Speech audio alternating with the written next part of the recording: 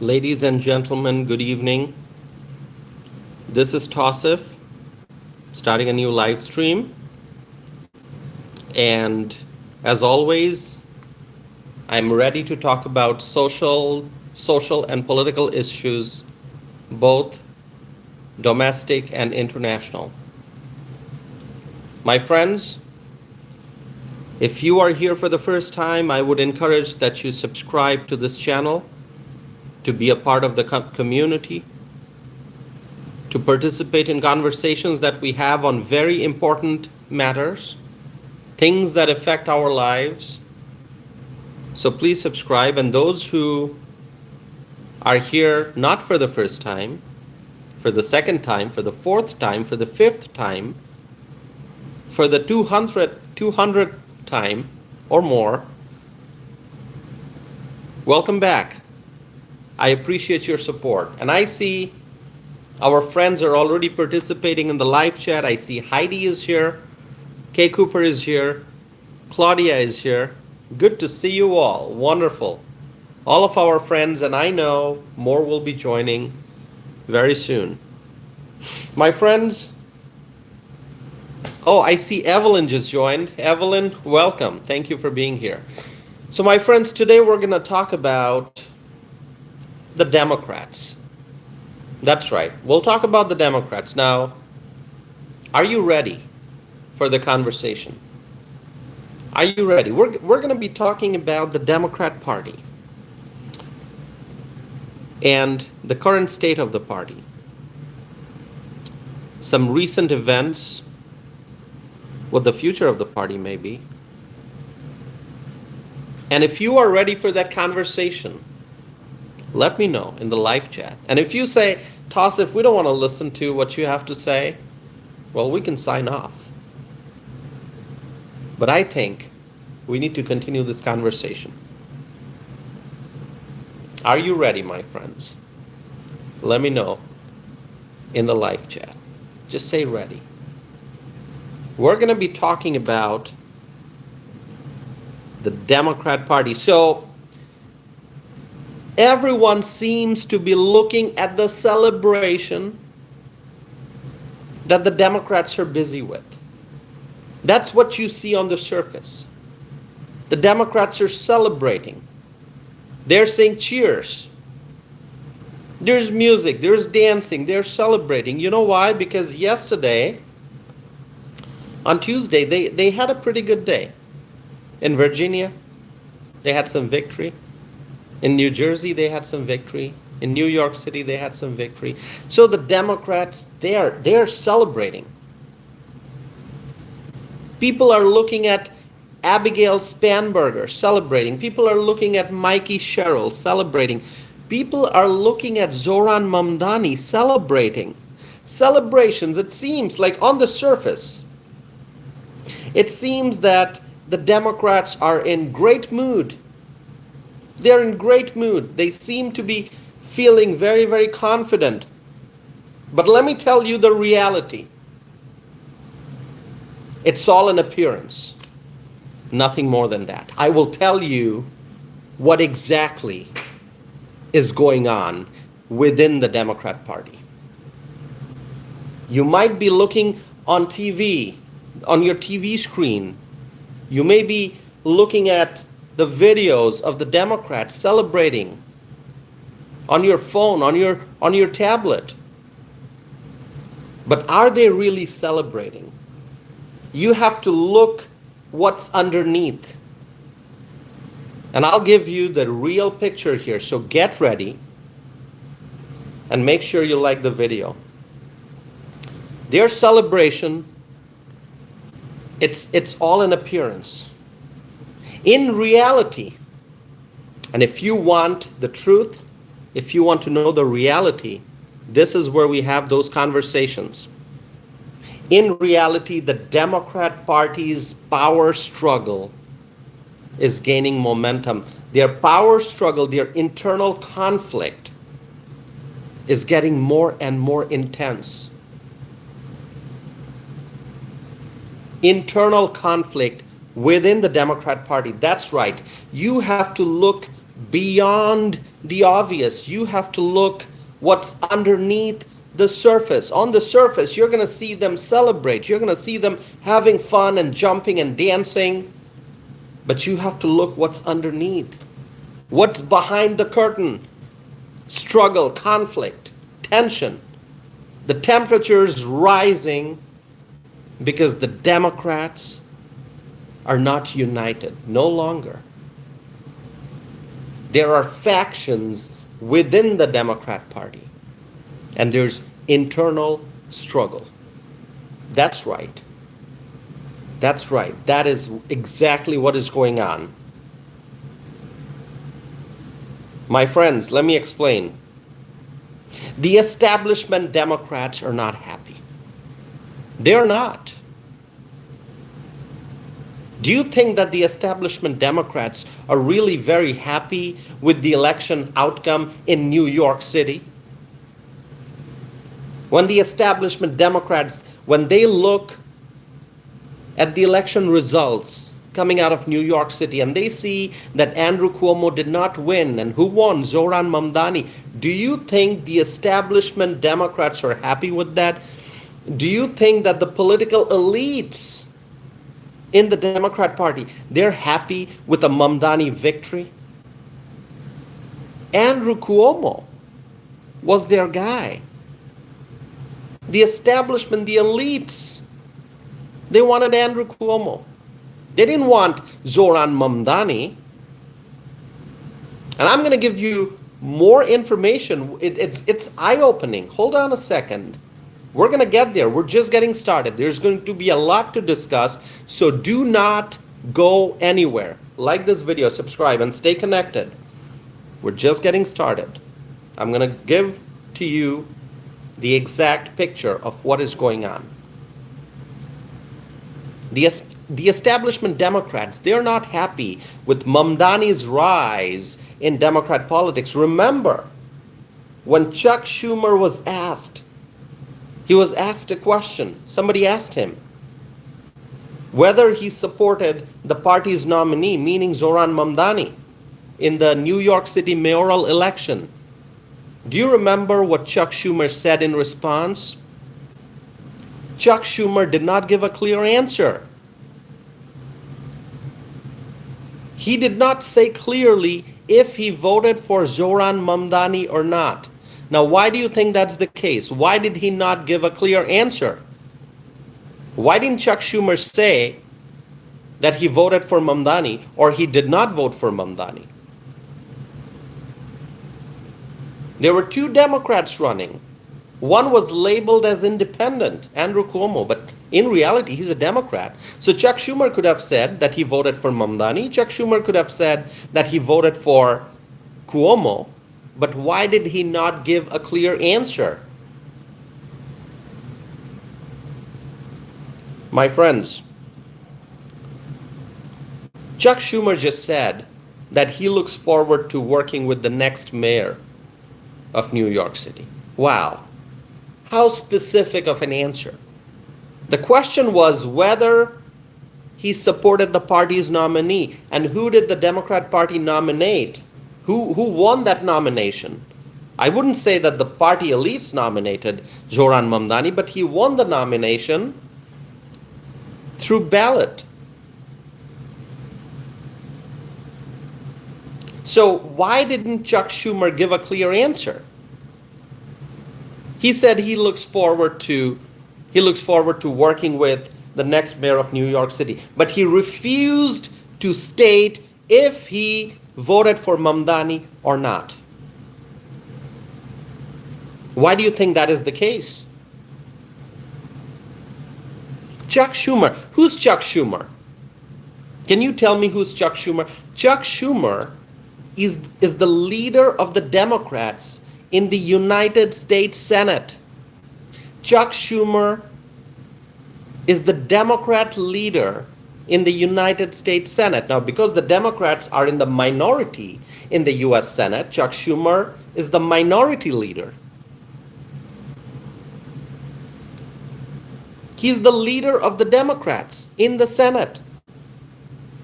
Chuck Schumer is one of the most powerful Democrats in the whole country. That's right. The Democrat who is leading all the Democrats in the US Senate, that person is clearly one of the most powerful Democrats in the entire country. So in a major race, like the New York City mayoral race, in a major election like that, one would expect Chuck Schumer to support the Democrat nominee and to openly say that he supports the Democrat nominee, that he voted for the Democrat nominee. That is the expectation. But in this case, Chuck Schumer did not openly declare his support for Zohran Mamdani. Why? Can anyone tell me why? Listen, as I have said, you have to look underneath the surface. You cannot just see what's on the surface and believe everything that you see. You have to probe to find the truth. You have to look for search for the truth, search for the motives and the motivations and what's influencing this person versus that person. You have to study people's intentions and try to figure out who's being motivated by this or that. So Chuck Schumer is the establishment Democrat. And Zohran Mamdani represents the rising socialist and communist wing of the Democrat Party. Very different. So there's an internal fight that is taking place. It has been taking place for a while, and now this fight is becoming more intense. And this is the fight within the Democrat Party. Let's talk about the Democrat leader in the House. I talked about the Democrat leader in the US Senate, Chuck Schumer. But let's talk about the Democrat leader in the United States House of Representatives. And who's that? Can anyone tell me? Who is the Democrat leader in the House? Mention the name. Write the name in the live chat. Go ahead. Not a difficult question. This is not rocket science. This is nothing difficult. Tell me, who is the Democrat leader in the House? Hakeem Jeffries, exactly. Hakeem Jeffries. After Zohran Mamdani won the mayoral race, a reporter asked Hakeem Jeffries, this was the question, and I quote, "Would you say that Mamdani is the future of the Democrat Party?" End quote. Valid question. Mamdani just had a major victory, not just a victory against the Republicans. He basically, he was not running against the Republicans. Let's understand that clearly. Mamdani, it was basically a Democrat versus Democrat race. It was Democrat Mamdani versus Democrat Cuomo. And so it's a fair question for a reporter to ask Hakeem Jeffries, who is the leader of the Democrats in the House, the following question: would you say, Leader Jeffries, that Zohran Mamdani is the future of the Democrat Party?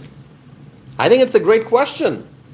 And because somebody asked that question, we got to hear Hakeem Jeffries' response. And what do you think his response was? Guess what Hakeem Jeffries did in response? You know what he did? He dodged the question. He did not answer the question directly. It's a yes or no answer. Simple yes or no. Just one word. He either had to say yes or no. The question was, would you say Mamdani is the future of the Democrat Party? It's a yes-no question. You just say yes. Or you say no. Very easy. But Hakeem Jeffries did not give a yes or no response. He did not say whether or not Zohran Mamdani is the future of the Democrat Party. He did not answer that. Why did he not answer that? The question is why? Why did he dodge the question? That's because let's dig deeper here. Let's try to understand this. My friends, many people believe that Zohran Mamdani, along with his other socialist and communist comrades, that they combined are gaining more and more power in the Democrat Party. Zohran Mamdani, AOC, and their allies, the socialist communist wing of the Democrat Party, is gaining more power within the party. And so the fact that Zohran Mamdani and AOC and others are becoming very, very powerful in the Democrat Party, that is not a good news for Hakeem Jeffries, because Hakeem Jeffries is the establishment guy, just like Chuck Schumer. Hakeem Jeffries is a lot younger than Chuck Schumer, but they belong to the same group.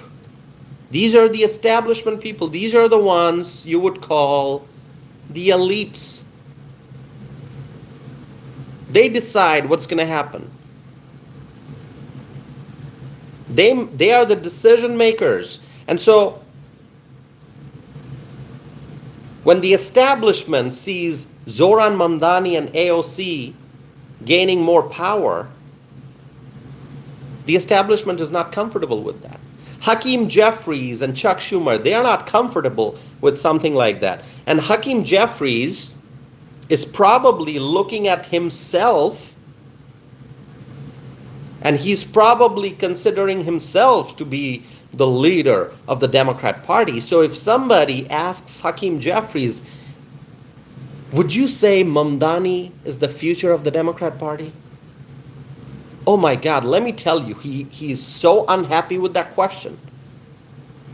No reason for Hakeem Jeffries to like that question.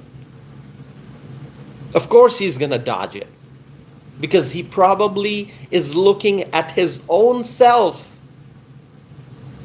and seeing himself as the leader, as the future of the Democrat Party. How can Hakeem Jeffries answer that question? He's not going to be pleased with a question like that. If somebody asked him, Mr. Jeffries, are you the future of the Democrat Party? Well, that's the question that would probably please him. That would probably make him happy. If somebody asked Hakeem Jeffries, Mr. Jeffries, are you the future of the party? Oh, that would probably make him happy. But if somebody asks him, Mr. Jeffries, is Mamdani the future of the Democrat Party? You think it's going to make Hakeem Jeffries feel good? Definitely not. It's the establishment versus the rising communist socialist wing, all within the same umbrella of the Democrat Party. That's right. The internal fight has just begun. They're just getting started. You're going to see more internal struggles, power struggle within the Democrat Party. That's right. Get ready. Listen. What would you like to have? Do you like popcorn? Do you like popcorn? Simple popcorn, maybe flavored popcorn? What's your favorite beverage? What would you like to have? Soda? What's your favorite beverage? Because you got to make a decision here. Listen, my friends, this is a very critical point, and it is for you to decide whether you're going to have popcorn and soda as you watch this entire drama. Get ready. Listen. This is time for decision making. I am so serious. because you're going to be watching a drama, which is going to be all about the internal struggle within the Democrat Party. 2026 midterm is coming. Soon after that, it's going to be 2028, another presidential year. Between now and 2026 November, between now and 2028 November, you're going to see this internal conflict become so heated. It's going to be Democrat versus Democrat. It's going to be the establishment, the powerful elites, the decision makers versus the rising socialist, communist wing. So you got to make a decision, and you have to make a decision right now what kind of popcorn and what kind of soda or other food, whatever you want to have, get ready.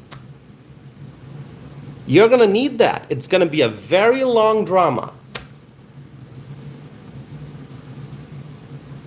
Get ready.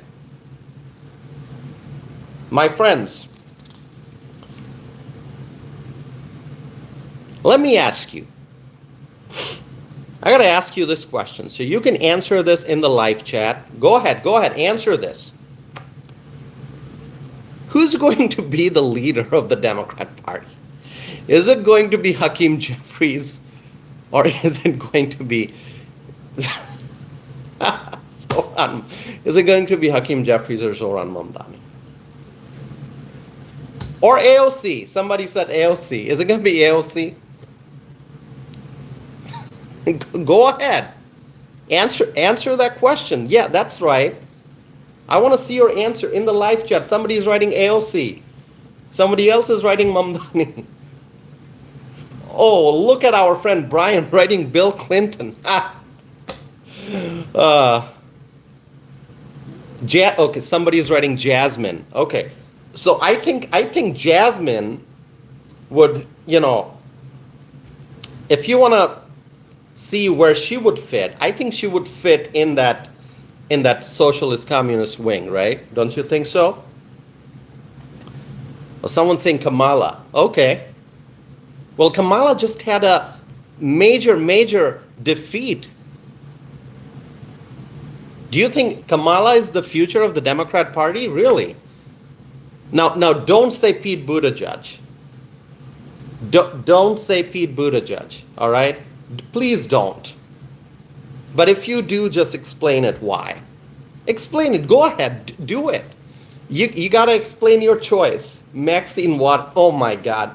Listen, if you said Maxine Waters, I have nothing more to say. If you're saying Maxine Waters is the future of the Democrat Party, I have nothing more to say. Let's just end this live stream and that's it. Done for today. Maxine Waters. All right. Newsom. Okay. All right. All right. Who else? Cory Booker. Really? Cory Booker? Remember his... How long was that speech? 24 hours, 25 hours, right? Cory Booker.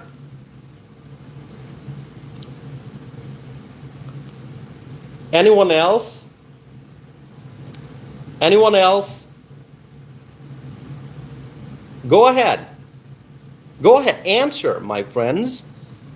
Thomas is saying Newsom and AOC. All right. Newsom and AOC. It'll be interesting. It'll be so interesting. So, listen, here's what's going to happen. I always try to give you information about what I think is going to happen, okay? Now, I don't call it a prediction. If you want to call it a prediction, you can. It's up to you. But the reason I do these live streams, not only because I want to share with you what I'm thinking, but I'm also interested to hear from you what you are thinking. And I get a lot of different viewpoints here. So let me tell you this. Let me tell you this. You're going to see a struggle between, two sides. On one side, it's Chuck Schumer and Hakeem Jeffries. And on the other side, you're going to find a new generation of socialists and communists like AOC Alexandria Ocasio-Cortez, and Zohran Mamdani. But it's not just AOC and Zohran Mamdani. There's one other person, not exactly a young person, but somebody who presents himself, I believe, as sort of like a mentor. You know, you got the rising young generation of socialists and communists like AOC and Zohran Mamdani, but you know what? They need a mentor. And who's that mentor? Can you make a guess? Can you tell me who that mentor is that's kind of supporting them? Bernie, exactly. Hey, listen, we got some really smart people here in the live chat. You know, I ask the question and I get an instant answer. Bernie Sanders, that is correct. So Bernie Sanders is sort of like this coach, okay? He's this coach. You can call him a mentor. Yeah, he's coaching, he's mentoring the next generation of socialists and communists. All right? So he's like this, you know, this mentor figure. And then his students, if you want to use that word, I don't know what the right word is, maybe students. Let's just say students. His students are Zohran Mamdani and AOC and others. So, my friends, when Hakeem Jeffries was asked this question, whether Zohran Mamdani is the future of the Democrat Party, he did not give a clear answer. Once again, it's not a hard question. He could say no. He could say no. Why didn't he say that? If he feels no, Mamdani is not the future, he could say no. But he didn't say that. But why? That raises another question. Why? Are the establishment Democrats trying to make sure that they don't appear to be openly challenging the rising socialist and communist wing of the Democrat Party? I mean, is that what is going on? Like the establishment, the elites, the Democrat Party establishment, they're trying to kind of refrain themselves from openly challenging the socialist communist wing in front of the public. Are they trying to portray an image that they're not, that there's no internal struggle? But we know there is. We know there is.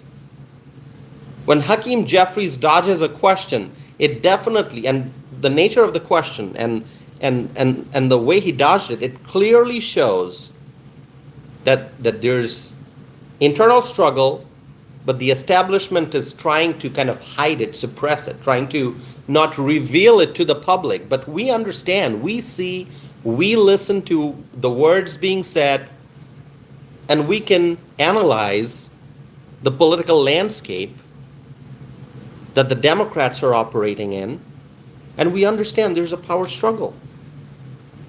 Jeffries could have said yes, Jeffries could have said no. He didn't say either, because if he would say yes, then it would mean openly admitting that yes, Mamdani and his socialist communist allies are the future of the Democrat Party. But you know what? This is a question, my friends, let me tell you. This is a question that is going to be asked over and over again at every critical juncture in politics going forward. This question is going to come up. It's going to be repeatedly asked, and not just to Hakeem Jeffries. This question, maybe using different words, maybe asked in a slightly different manner, but the substance of the question is going to remain the same. The question that will be asked to a lot of Democrats going forward is going to be, is Mamdani the future of the Democrat Party? Do you see Mamdani and AOC being the leaders? Do you see them as the next generation head of the party? And how long and how many times will the Democrats, the establishment folks, dodge this question? They have to give a yes or no answer. Because this is the question, the answer to which is going to tell the whole world what the future of the Democrat Party is. Is the Democrat Party going to be run by the socialists and the communists? Are they going to be the decision makers? Are they going to be the ones deciding what actions the party will take going forward? Or will the establishment folks like Hakeem Jeffries and Chuck Schumer make sure that the socialists and the communists don't get to rise in power? But they have already failed in that, obviously,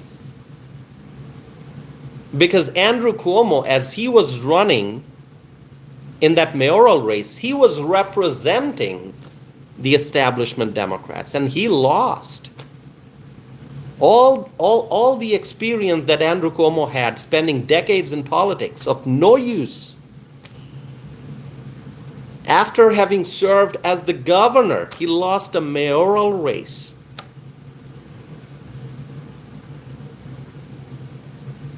Think about it. Think about it. Which way is the Democrat Party going? Do you think that the party is being taken over by the socialists and the communists? I've asked the question. I have asked the question to you, my friends. That is why I have the poll question that you can see on your screen at the top of the chat screen. You can see it. There's a question. There's a poll question that I've posted. Is the Democrat Party becoming more and more socialist? And 56% of the respondents so far have said yes. Is the Democrat Party becoming more and more socialist? Majority saying yes.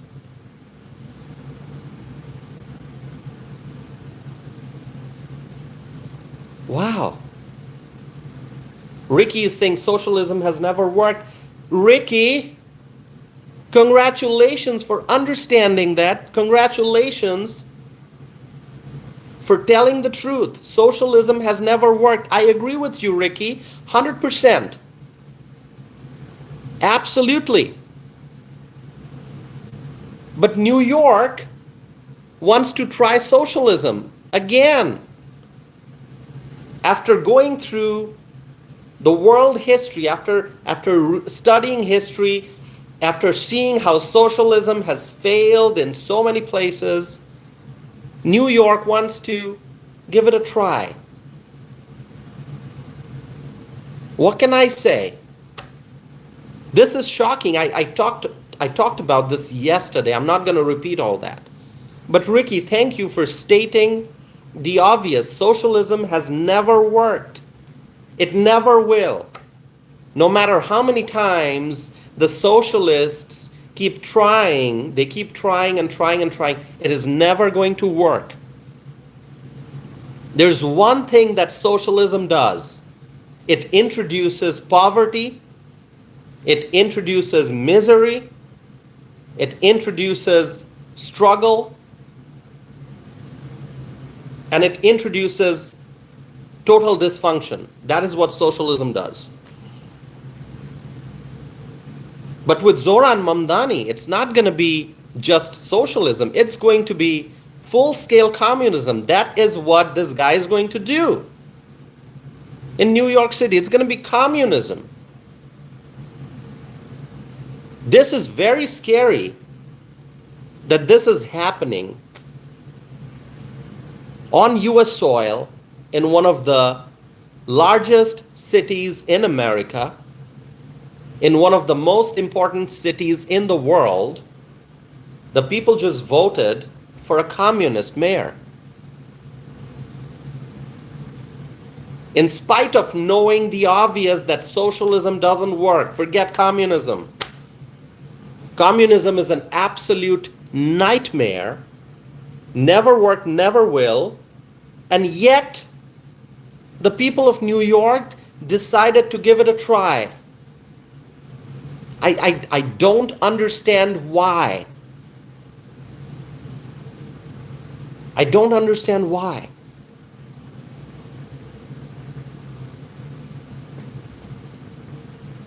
My friends, going forward, as I said, get your popcorns ready, get your soda ready, whatever kind of beverage you like to have, get ready. We're going to be witnessing a very long drama. We're going to be watching a very long drama, a battle so intense, it'll be a battle within the Democrat Party. It is time for many Democrats to make a choice. It's time for many Democrats to make a choice. Are they going to be in the Mamdani group, which is also the AOC group, which is also the Bernie Sanders group? Or are they going to be in the establishment wing led by Chuck Schumer and Hakeem Jeffries? The Democrats will have to decide. Hey, Democrats, make a decision. Are you going to stay with the establishment, powerful elites, or are you going to be in the socialist communist wing of the Democrat Party? Tough decision, huh? There's another option. Leave the Democrat Party. That's the best option. Leave the Democrat Party. Join the Republicans in the fight for freedom. If you believe in the rule of law, if you believe in a prosperous economy, if you want to protect our constitutional rights, if you want to protect our freedom, join the Republicans. If you want to make America great again, and not just great again, but greater than ever before, join the Republicans. If you believe in common sense, join the Republicans. If you believe in logic and reason, join the Republicans. Leave the Democrat Party. Doesn't matter what's going on internally.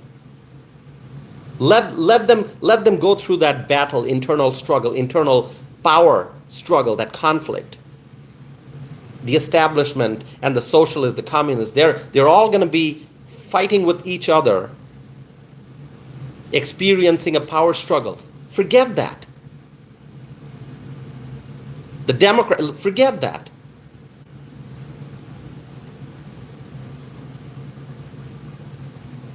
Tyler says MAGA. Thank you so much.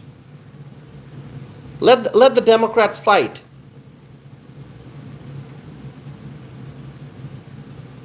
Join the Republicans.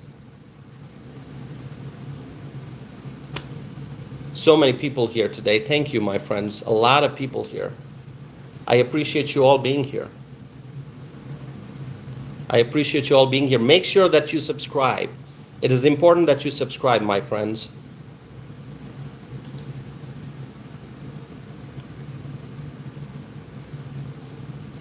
Subscribe and continue being a part of this conversation. Thank you so very much, my friends. You all are here because you understand that this conversation is important. And I want you to participate. You don't have to agree with me 100%. You can argue with me. You can debate. That's fine. Send me your questions. Hey, let me give you my website address and my email address. Hold on.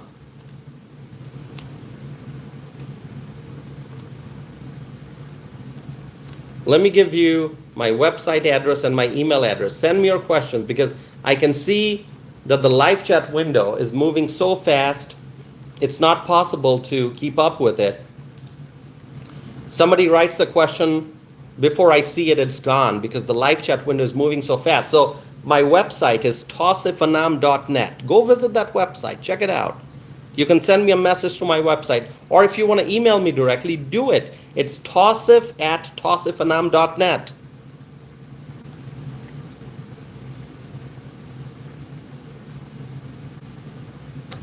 My friends, join the Republican Party, because we believe in making America great again, greater than ever before. We believe in making America safe again, making America wealthy again, making America healthy again, and making America great again. My friends, it's very interesting to see that the main characters involved in this, so far, whatever I've said, if you followed the conversation, if you listen to the discussion, let me point out an important fact. The main characters involved in this are from New York. Isn't that interesting? Chuck Schumer from New York, Hakeem Jeffries from New York, Alexandria Ocasio-Cortez, AOC from New York, Zohran Mamdani from New York, and then Bernie Sanders, not from New York, but close enough. He's from the East Coast, not from New York, from Vermont, but not too far. Now, if you've been in politics for, let's say, a decade, if you've been in politics for, like I've been in politics for over a decade, but let's say that you've been in politics for a decade or so. You've seen many things, right? You've seen the 2016 election cycle. You've seen the midterm elections of 2018. You've seen the 2020 election cycle. You've seen 2022. You've seen 2024. So, you've seen quite a bit, because a lot has happened in the last 10 years. So one thing that I have often heard people say, and this is quite common, that people have often said that the Democrats, they tend to be united and aligned. Okay? I mean, yes, historically, if you look at the Democrat Party, they have had differences of opinions within their party, but at the end of the day, they have always seemed very united. Okay? Very, very aligned. Okay? And that's because the party elites make the decision, and then everyone, they just decide to agree. Okay? So although it's the Democrat Party, it's they don't really have a democracy within the party. It's whatever the party elites decide. All the rank and file, they just have to follow. They just have to listen to the orders, the marching orders. This is what the Democrat Party has been, and to a great extent continues to be, although that's changing. Okay? And now, that unity among the Democrats, that unity seems to be falling apart. Now, the Democrat Party has become quite fractured. There are different factions operating within the Democrat Party, and they have their internal struggles. And for a long time, those internal struggles were not quite obvious to the general public. If you're somebody like me and you're always in politics, then of course you keep track and you see things that a lot of other people don't see because they're not paying close attention. But now it's becoming more and more obvious to everyone that the unity that we have historically seen among the Democrats, it's falling apart. The internal power struggles are becoming more and more intense. And as I said, as we get closer to 2026, these internal conflicts will intensify. And beyond that, as we head towards 2028, it's going to get even more serious. That is right. And if you don't believe me, just wait. 2026 is coming up in a couple months. We're already in November. December is going to be here soon. then January, and when the new year starts, the campaign season for the midterm, it's really going to get very busy, and the power struggle within the Democrat Party is going to become more and more obvious. You're going to hear the voices of Chuck Schumer and Hakeem Jeffries and all the establishment people. And then you're going to hear the loud voices of Zohran Mamdani and AOC and Bernie and their allies. And at times you're going to see them speaking almost like different language.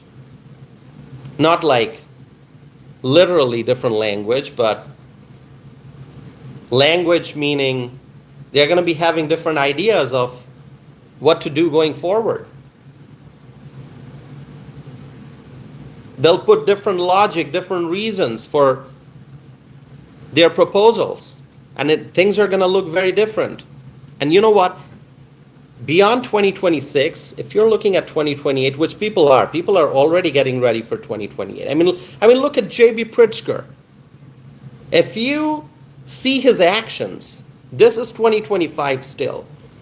But if you study the actions of J.B. Pritzker, it is very clear that this guy, the governor of Illinois, he wants to run for president. He hasn't said it. I didn't hear him say it, but I think those who keep track of what's happening in the political world, they can easily draw that conclusion. You don't even have to analyze it too thoroughly. It's quite obvious that he's getting ready for a presidential run. Gavin Newsom has a podcast. His second term is coming to an end, so he's getting ready for what he's going to do next. I think as soon as he leaves the office of the governor after completing his term, he'll probably enter full-time campaign mode. He's got the podcast. Why do you think he's doing the podcast? He's the governor. Where does he get a time to do the podcast? You know, that's the question I want to ask. If you are a governor, you don't have time for anything. You're just constantly working. A governor is the chief executive of a state. And we're not talking about a small state like Rhode Island. We're not talking about Rhode Island. We're not discussing Rhode Island here. We're talking about California, a massive state that just went through a series of crises with the fire and with the widespread lawlessness committed by the illegal aliens, the homelessness issues. There are so many problems in California. I mean, the illegal aliens, they're committing so many crimes in California. People are still suffering after the massive fires. There are so many American citizens who are homeless in California. And how does Governor Gavin Newsom find time out of his schedule to do podcasting? This is just unbelievable. This is unbelievable.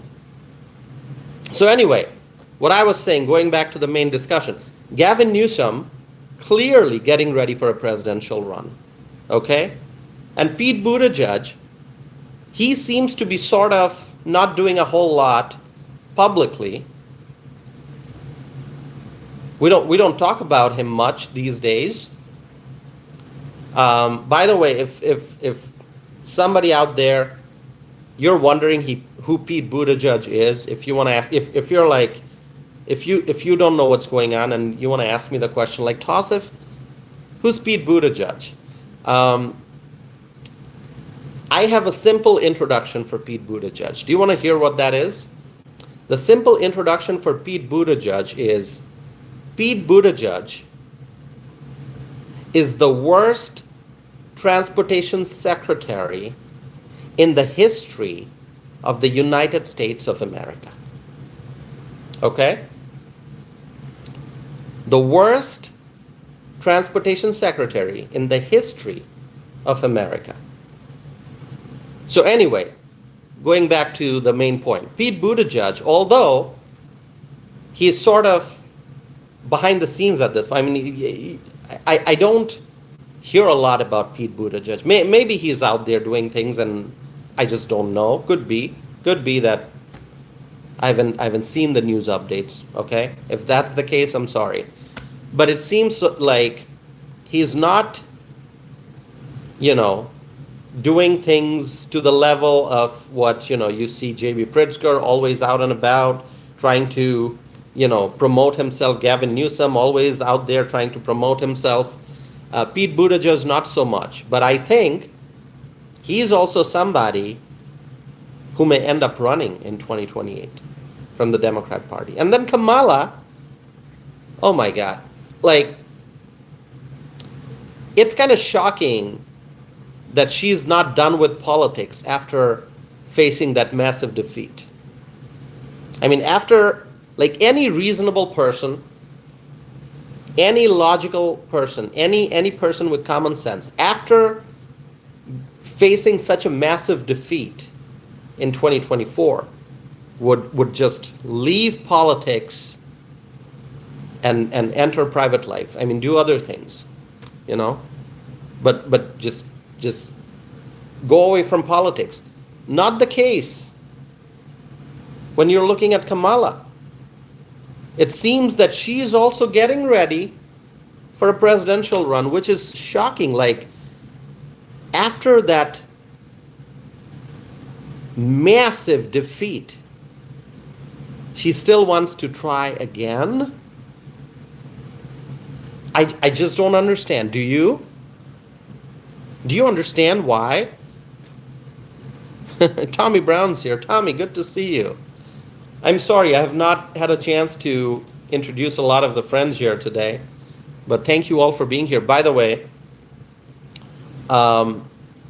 make sure that you're subscribing, okay? Please hit the subscribe button.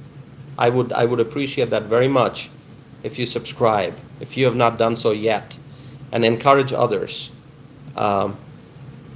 Encourage others to subscribe as well. All right. Wow, lots of people here today. Great. So 2028 is going to be so interesting. And then some of you may have heard this, many of you probably heard this, that AOC is a possible presidential candidate. Unbelievable. Unbelievable. I don't know what to say. I mean, is the Democrat Party like reaching a point where they're just going to put socialists and communists on the ballot? I mean, let me ask you this question. Let's say Kamala Harris announces that she's running for president for 2028, okay? Listen, I want you to participate because I would love to read your answers. If Kamala Harris runs, if Gavin Newsom runs, if J.B. Pritzker runs, if Pete Buttigieg runs, and if AOC runs, okay, let's just consider these people. I mean, the actual list is probably going to be much longer than that. There'll probably be 5-10 other candidates running. But let's say it's Gavin Newsom, it's Pete Buttigieg, it's J.B. Pritzker, okay, it's Kamala Harris, it's AOC. Who do you think the Democrats will nominate? Who do you think the Democrats will nominate? I gave you 5 choices. Gavin Newsom, Kamala Harris, J.B. Pritzker, Pete Buttigieg, and AOC. Who do you think the Democrats will pick? Because I can't tell you who the Democrats will pick. Because I'm a Republican. Okay, I'm a proud Republican. I'm a conservative. I'm a freedom-loving American.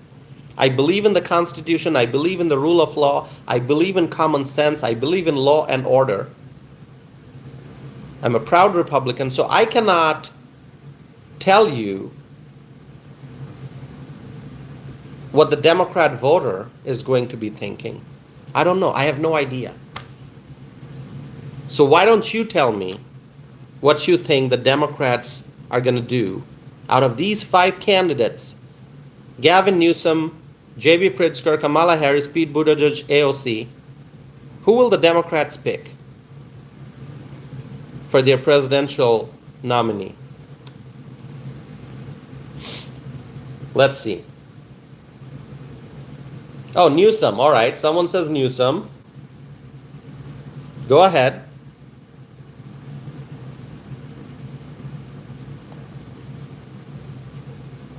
Newsom, and who else? Just Newsom? Is that it? That's it? No more guesses? Go ahead. Lots of people.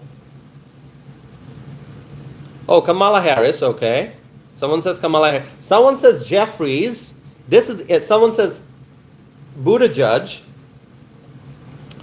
Wow. Listen, this is getting very interesting. So when we look at Hakeem Jeffries, it's obvious that this man wants to become the Speaker of the House. Okay? It's pretty clear. I hope and pray that we, the Republicans, hold on to the House majority. I hope and pray all the time that we, the Republicans, hold on to the House majority. In fact, I want to see the Republicans grow the size of the House majority. Because if Hakeem Jeffries becomes the Speaker, it's going to be a complete nightmare for our country. And I believe Mike Johnson, Speaker Mike Johnson, is doing such a great job. Is doing a great job. And let me know if you agree with me. Do you think Mike Johnson, Speaker Mike Johnson, Speaker of the House, a strong conservative, a strong Republican, is he doing a great job? Absolutely he is. Ken is saying yes. Tommy Brown saying yes. And there are others who are saying yes. Casey. Who else? I can't read your comment. Let's see. Tommy Brown. Well, if there's a way to pause this, I don't know if I can slow the live chat down. It's so fast. Wow. Mike Johnson's a great guy. Richard saying yes. Wonderful. Thank you. People saying yes. They agree with me. And I appreciate that.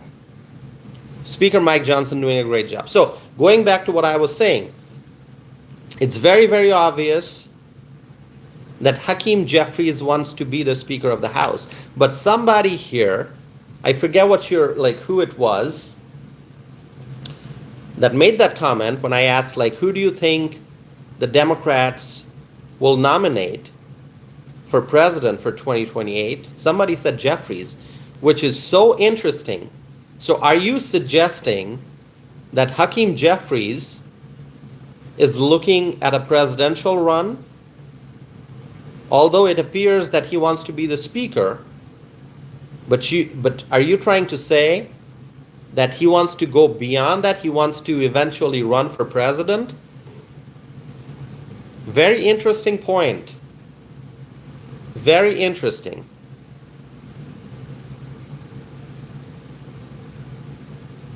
Very interesting. Oh, okay. Someone's saying Cory Booker. Cory Booker? Cory Booker's going to run again? You think so? You think Cory Booker's going to be running? I don't know. Yeah, I think he gave that 25-hour-long speech for a reason, right? I mean, when I look at Cory Booker, I see somebody who is always trying to draw attention. Cory Booker somehow wants to be the center of attention, although he has not done a good job of that, okay? I mean, this man tries a lot to be the center of attention, and for some reason, he becomes the center of attention, but only for a short span of time, and then the camera kind of moves away to someone else, okay? And now I don't know how Cory Booker is feeling about, Zohran Mamdani getting all the attention, and AOC gets a lot of attention. So I don't know. How does Cory Booker feel about that? I mean, his 25-hour long speech, 24-hour, 25, whatever that was, I forgot. It was a long speech on the Senate floor. That speech, he kind of like, that was the first sign, an early sign, that Cory Booker wants to run for president, clearly, okay? We'll see. I think he'll end up running. That's my guess. That's what I think is going to happen. All right. But my friends, those who don't know me, I think it's obvious. You know where I stand on issues. I can go issue by issue by issue, but you know overall what party I support, what party I'm a member of. You know who I voted for. Like if I ask you, hey, can you guess who I voted for in 2024? You look at my hat and you know the answer. It's the same person I voted for in 2016. It's the same person I voted for in 2020, same person I voted for in 2024, Donald J. Trump, because I strongly believe in making America great again. Absolutely. All right, now let us look at, wow, lots of viewers here today. By the way, if you have not liked this video, if you have not hit the like button yet, my friends, I would encourage you to do that. I would appreciate it very much if you do it. People often ask me, like, Tausif, how can we support you? This is how you would support this channel, by hitting the like button. Okay, 153 likes already today, and hopefully that number is going to go up. 154 now. Hopefully it'll go up even more. So yeah, let's continue the conversation. I'm not done yet. I am not done yet. Let us continue. Tommy Brown is saying that he also voted for Trump 3 times. Yeah, 2016, 2020, 2024. All right. Okay. So just because we have a lot of viewers watching today, I want to ask one question, just to understand,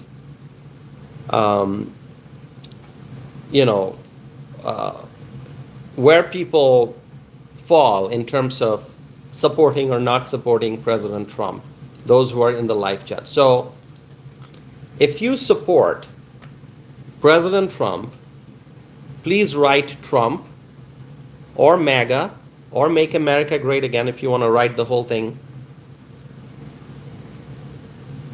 Or just write, I support Trump. Let's see. I'm going to try to read out a few names, okay? So Tommy Brown says Trump. Excellent. Let's see if I can slow this down here. MAGA country. Dusty is saying MAGA. And let's see who else. There are others. MAGA forever. That's great. Trump and MAGA. Keith is saying MAGA. D is saying Trump.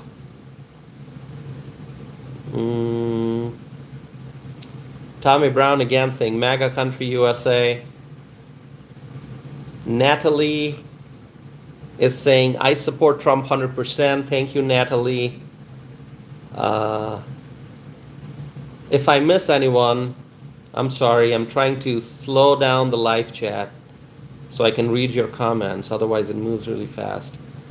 Um, all right. Vernon is saying, I stand with Trump. Thank you, Vernon. Kay Cooper, our friend from the great state of Texas. Kay Cooper is saying, Trump supporter MAGA. And Kay Cooper is one of the greatest supporters of this channel from great state of Texas. Thank you, Kay Cooper. Tommy Brown saying MAGA forever. Our friend Tommy Brown. Okay. Natalie, thanks for your support. Sheila saying MAGA. Lon is saying, I like Trump. Thank you, Lon.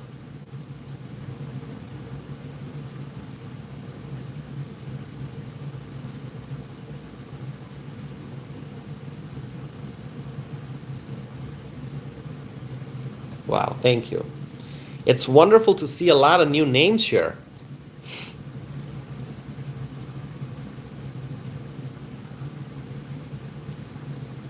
Excellent. Thank you, my friends. I appreciate you all for being here. Wow, we've been here more than an hour. This is a long live stream, huh? All right. More MAGA comments coming, which is always great. Yeah, we got Democrats here too. I understand. We got some Zohran Mamdani supporters, and we got some Gavin Newsom supporters here also. I mean, that's part of doing a live stream and opening up the live chat. Yeah, we got some socialist communist supporters here. I mean, they're probably from New York who voted for Mamdani, right? By the way, anyone from New York here? Anyone who's from New York?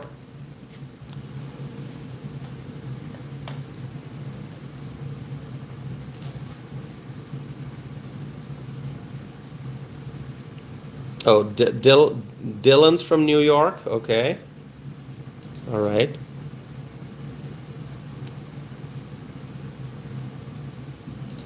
Okay, I'm going to ask you some questions, and let's do open discussion now, okay? Because I think whatever I had to say, I already made it very clear. Going forward, there's going to be a lot of internal conflicts and struggles in the Democrat Party, and we're just going to sit with popcorn and soda and watch what the Democrats do, their internal power struggle. But let me just open this up. Let me ask you some questions, and you can answer. By the way, let me revisit the poll that I'm doing, because it's important that I let you know the running result. I'm not closing the poll. It's going to remain open. The question is the Democrat Party becoming more and more socialist? People, majority saying yes. And it's very, very sad and unfortunate what the Democrats are doing to themselves, okay? I never liked their ideas and policies, but now they are taking it to an extreme level by embracing socialism. It is extremely, extremely sad, very unfortunate how the Democrats are becoming more and more socialist, communist. Very, very unfortunate. So, all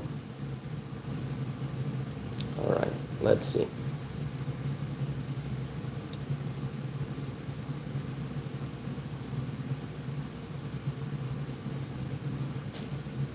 Okay.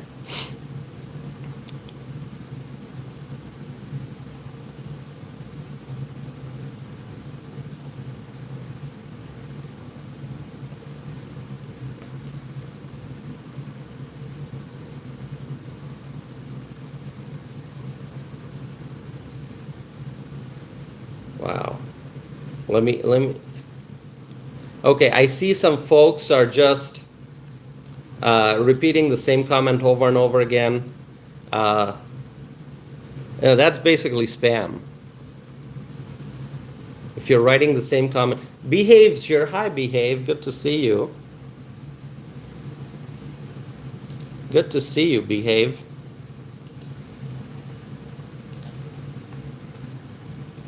By the way, okay, something very important that I wanted to talk about.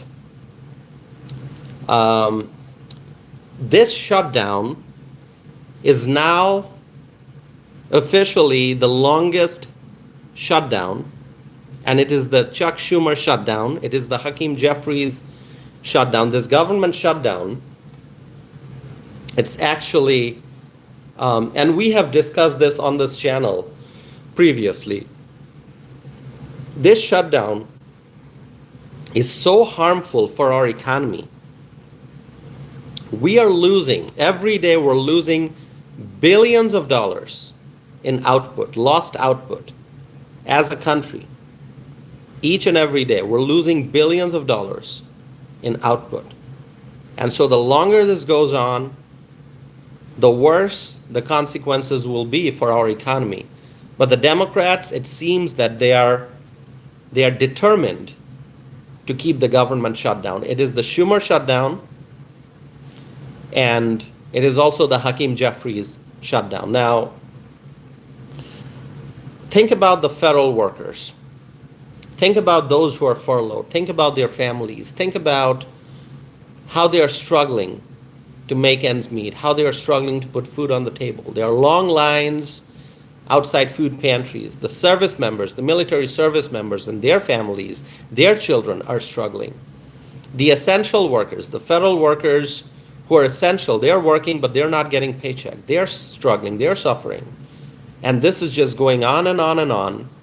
And the Democrats are just, they are so determined to drag this shutdown, you know, day after day after day. It's just getting longer. And, you know, do they not see the difficulties, the struggles that the American people are going through? And it's not just the federal workers. Even people who are not federal workers, even they're suffering, because when the federal government, the business of the federal government stops, it affects the private sector. It affects businesses. I mean, think about the Small Business Administration. They have to process loans. They have to, you know, do loan processing so that the small businesses can get the help that they need on time. But if the federal government is shut down, if there are federal workers who are furloughed, if there are federal workers who are, you know, not able to work because of the shutdown, it's affecting the private businesses. It's affecting small businesses, the private sector.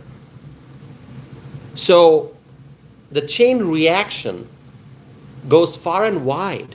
And that's why I say that billions of dollars are being lost each and every single day of government shutdown.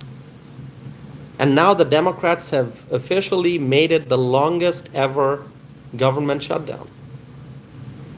So when are they going to put Americans first and reopen the government?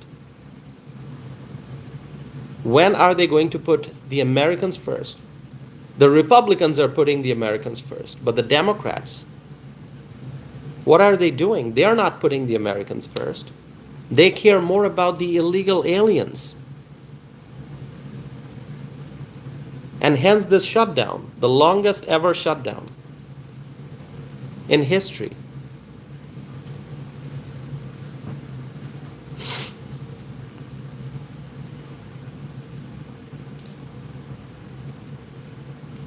When do you think the government will reopen? Can anyone make a guess? Do you want to make a guess, my friends?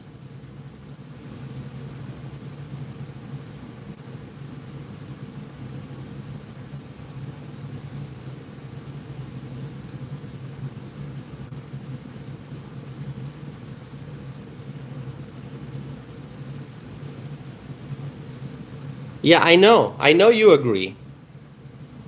I know you agree. We have talked about this over and over again on this channel. We have discussed the shutdown. Just go and revisit my live streams, my videos from the last couple of weeks, I have talked about this. I mean, go back to the beginning of October, and you'll find everything that I said on this channel live, talking to you directly. That is what I like to do. I like to directly communicate with those who come here and watch my videos, the friends of this community, as well as those who don't agree with me. I communicate with those also who don't agree with me, because I believe in open lines of communication. And that is why I have kept the live chat open. There are so many people who are expressing their agreement with my viewpoints, and there are so many who are opposing my viewpoints. You can see them. There are so many Democrats here.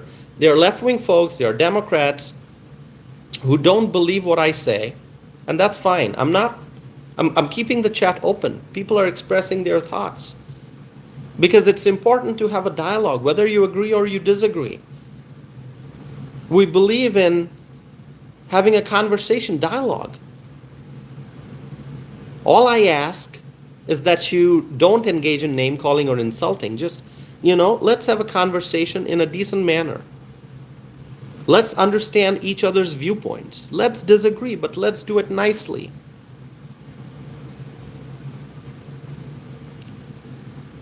And thanks to all those who continue to support this channel. I see our friend Sherry is here. Sherry, thank you so much. Our friend Sherry from Racine, which is a beautiful place. If you have not visited Wisconsin, once you visit Wisconsin, there are so many great places that you can check out. But if you go to Racine, there are some really nice waterfront, dining establishments, restaurants and stuff, on Lake Michigan. That you can go and enjoy, even also in Kenosha. Sherry, you would agree, right? Both Kenosha and Racine have very nice waterfront restaurants. So anyway, our friend Sherry is from Racine County. Thanks for being here. Sherry is a huge supporter of this channel.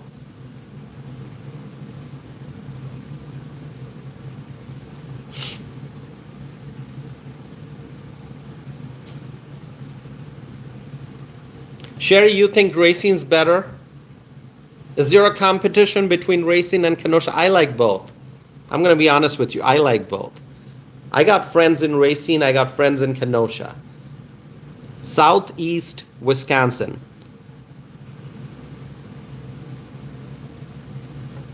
I like that whole part of the state, Southeast Wisconsin. I'm in South Central. 2 hours away by car.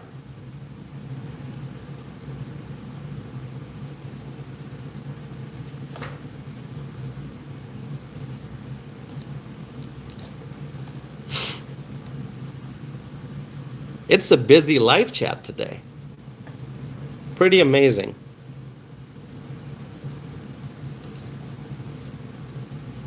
Oh, someone's saying, Marie is saying Marie used to live in Milwaukee. Okay. Where do you live now, Marie? I hope I'm pronouncing your name correctly. If I'm not, I apologize. So you lived in Milwaukee. Okay. Where do you live now? Seattle. Okay. So you went to the other side of the country, Seattle. Okay. By the way, we've discussed Seattle here also. We got people who tune in from Seattle. There's a lot to talk about. Washington State. Seattle has challenges. Seattle has, we're not going to talk about Seattle here. It's a beautiful place. No wonder. Close to the water. Good coffee shops, right? But Seattle, when you look at the public safety situation in Seattle, there are lots of problems, okay? Marie says that your husband's from Sheboygan. Okay. Yeah, Sheboygan, that's a nice place. See, it's always nice to be able to get to know um, the viewers who are tuning in. Okay.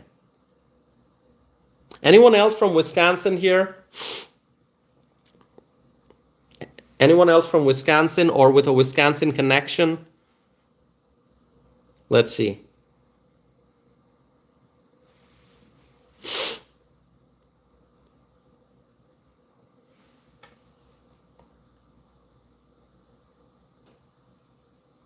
I'm waiting for some Wisconsinites to say, I'm from Wisconsin. No, Sherry keeps saying, I'm from Hawaii. You're not from Hawaii, Sherry. Are you originally from Hawaii? Are you? I know you live in Wisconsin because you told me.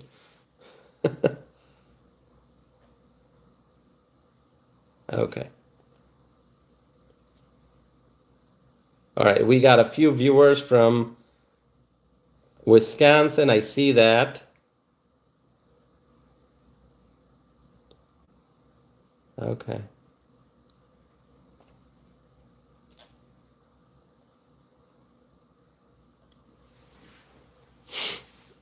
Oh, someone's talking about my hat. This is an authentic, genuine Trump hat.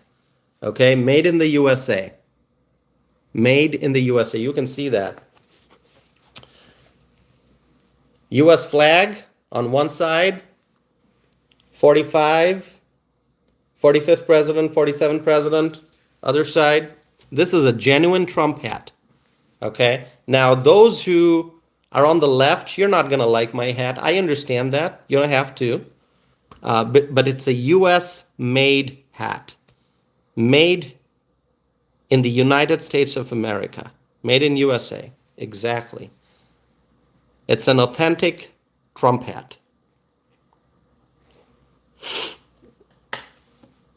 Okay, someone's asking why the text appears, because my camera is in selfie mode. Okay, so it's what you're looking at is a mirror image because my camera is in selfie mode. That's the reason. All right, so like you might think this is my left hand. This is actually my right hand. Okay, I actually wear my watch on my right hand. Okay, people get confused about that too. So this is my right hand, but on the screen it appears as my left hand. It's not. This is my left hand. No watch. All right.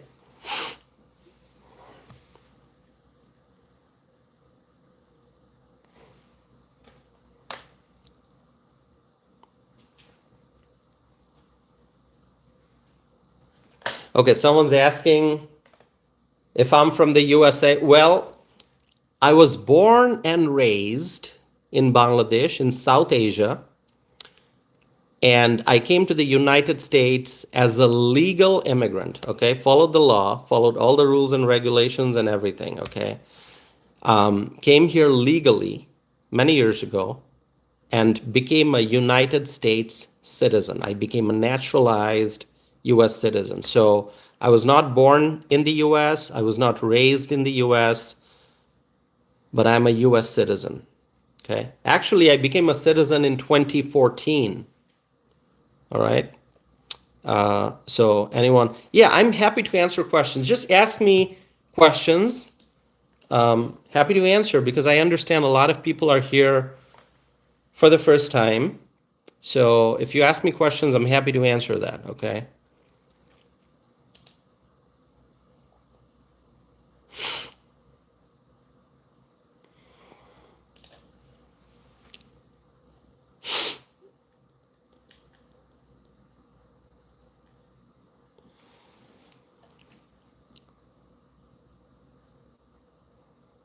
Okay, Todd is asking, why do you support Trump? Okay, I get that question a lot. It's a very good question. Why do I support Trump? Now, understand this. I have been supporting Donald Trump since the beginning. 2015, when he announced that he's running, 2015, okay, 10 years ago, I have been supporting Trump since then. So I'm an early supporter. Okay? I voted for Trump in 2016. I voted for Trump in 2020. I voted for Trump in 2024. So I'm an early supporter. Now, why do I support him?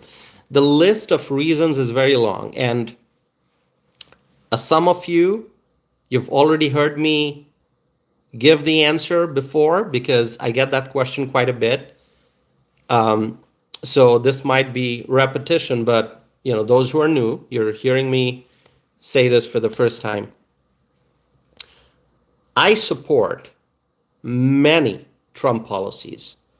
Whether you talk about energy policy, whether you talk about border policy, immigration policy, whether you talk about President Trump's tax policy, whether you're talking about whatever he's doing to improve the education sector, the way President Trump is handling international relations, I support it all.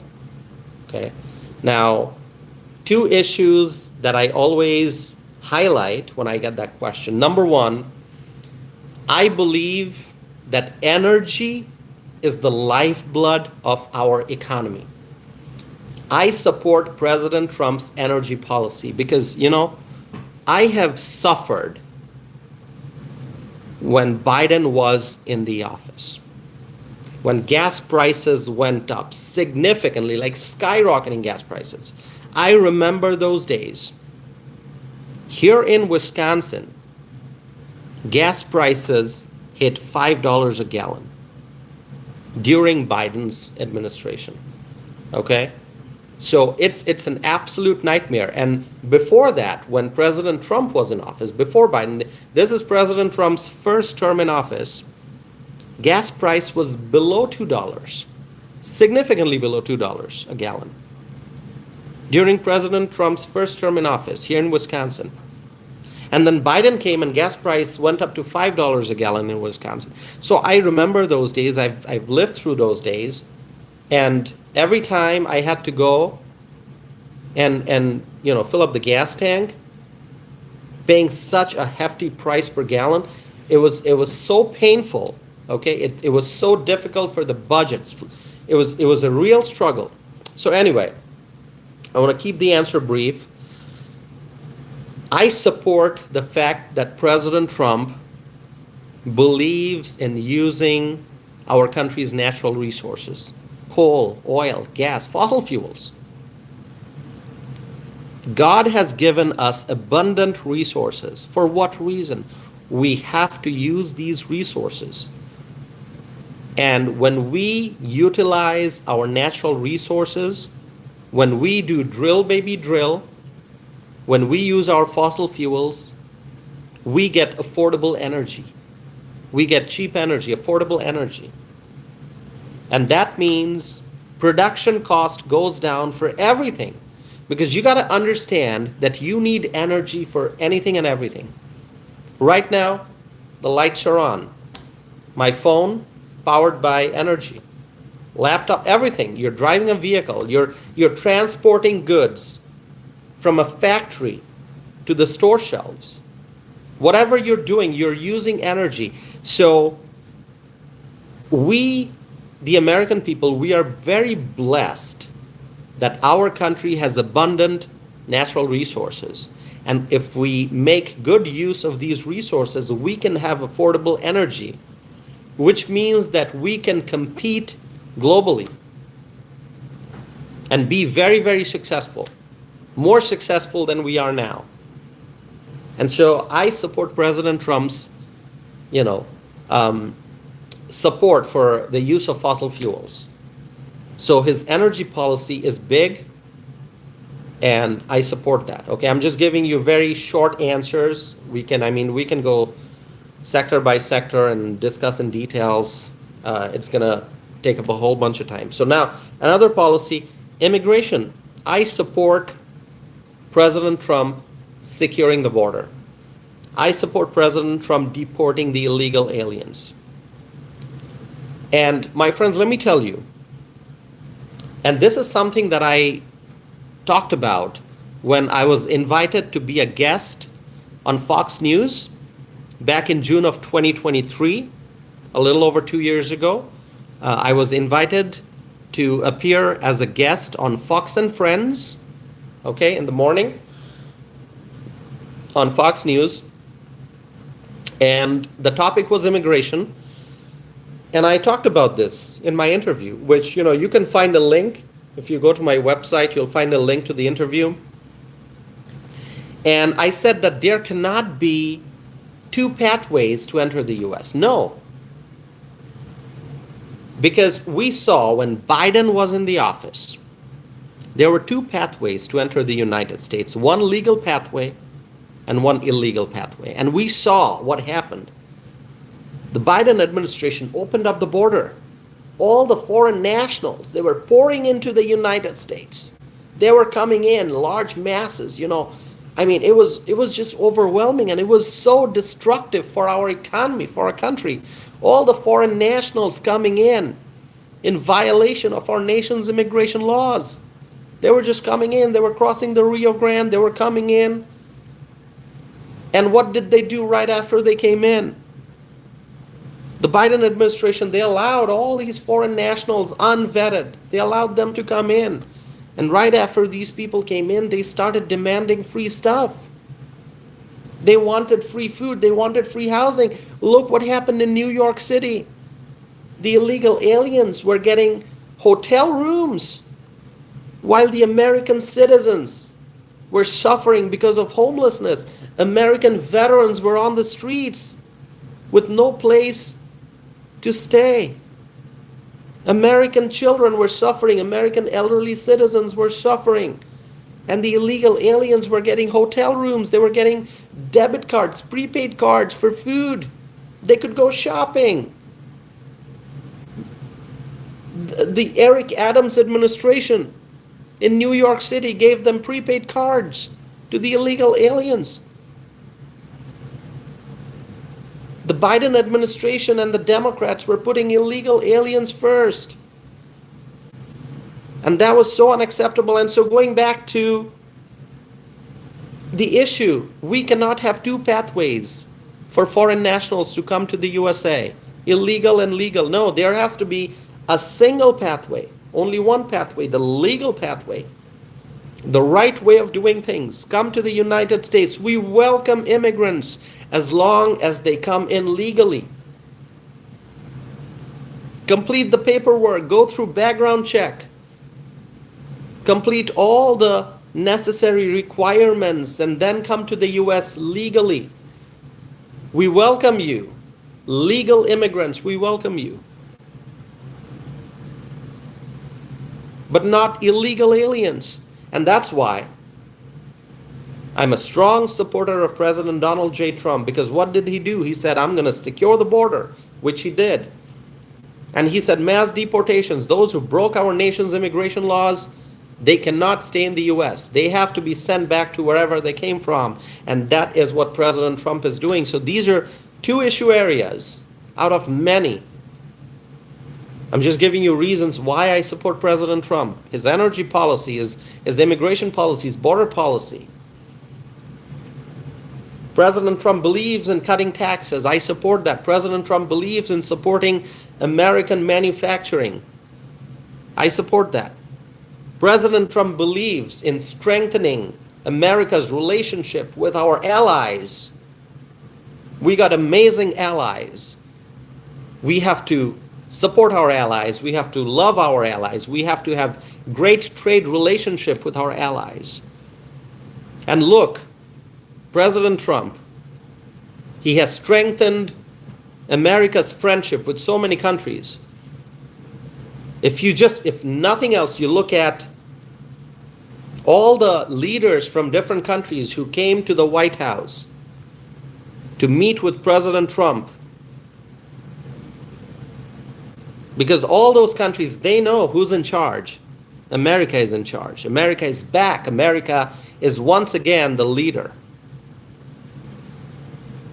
America was facing a decline when Biden was in office, but with Donald Trump back in the White House, we are once again the most powerful, and we will stay that way in the world, the most powerful, the United States of America. So, my friends, if you remember When President Trump, it was not that long ago, it was just last month when President Trump visited Egypt to sign the peace deal for the Middle East. Look at all the leaders from the different countries who were there, and they were thanking President Trump for his leadership. So what is President Trump doing? He's strengthening our relationship with our allies. Remember President Trump's first major international trip of his second term, official trip. Where did he go? He went to Saudi Arabia, he went to Qatar, he went to the United Arab Emirates. And I've talked about the grand welcome that he got in each of those countries. A grand welcome in Saudi Arabia, grand welcome in Qatar. And Qatar is truly one of our greatest friends right now. Absolutely is. In our list of allies, Qatar has a very special place. The US-Qatar relationship is a tremendous friendship. The whole world is watching and seeing the strong bond that the United States has with Qatar. They are one of our greatest allies. And then look at President Trump when he visited Europe. How he strengthened our relationship with our European allies. It is because of President Trump that NATO is so strong. It's because of US leadership under President Trump that NATO is so powerful. And we need a strong NATO. I support a strong NATO.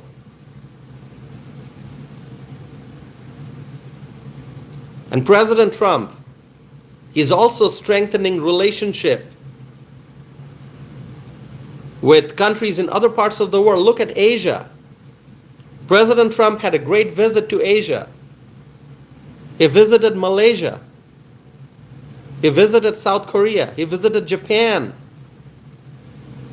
What a great visit that was. So he's strengthening our relationship with our Asian allies. And remember what the Prime Minister of Pakistan said during President Trump's visit to Egypt to sign the peace deal.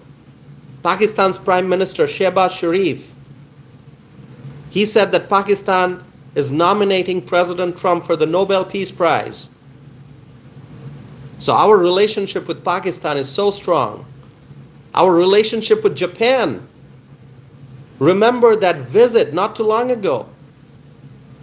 That amazing visit to Japan and President Trump's meeting with the Japanese leader. What an amazing visit that was.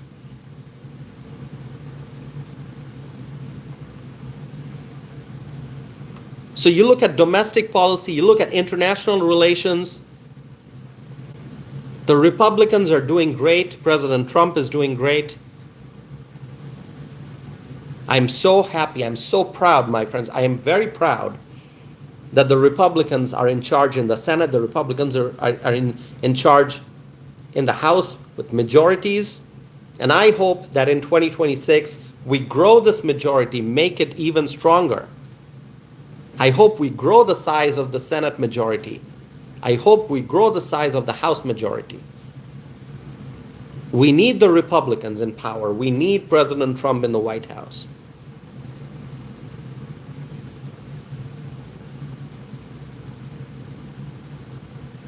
Someone's asking if this is pre-recorded. No, it's not pre-recorded. It's live. Absolutely live. You can see it. It says on the screen, it's live. Thanks for being here. So yeah, I got one question. I think I gave a long answer. Many reasons why I support our 45th president, who's also our 47th president. Thank you, my friends.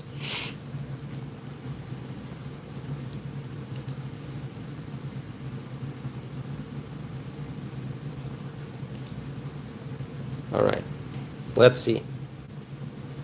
All right, my friends. We got a lot more to talk about. Kay Cooper is saying Republicans rock. Absolutely. We got an awesome administration. We got great leaders in the Senate, in the House. I'm proud of what the Republicans are doing. Very, very proud of them.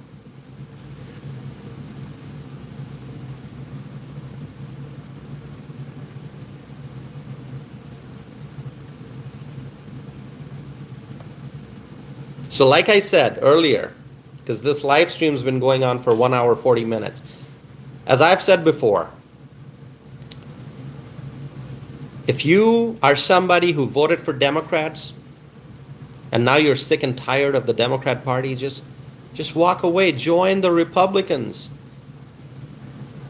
So many people, trust me, I personally know people who left the Democrat Party. Here in Wisconsin, they left the Democrat Party, they became Republicans. They joined the Republican Party. And they are some of the most active Republicans, working super hard, supporting candidates, campaigning.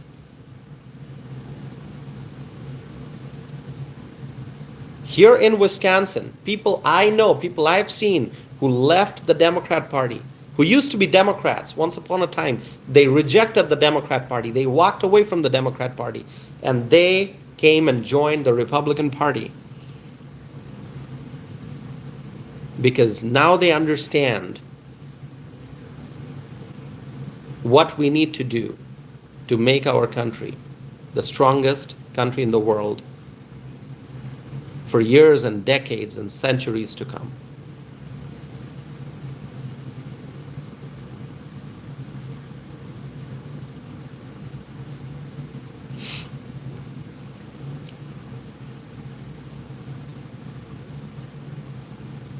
And we got the Republicans. If you look at our history, we have some of the greatest presidents. If you look at American history, some of the greatest presidents, Republicans.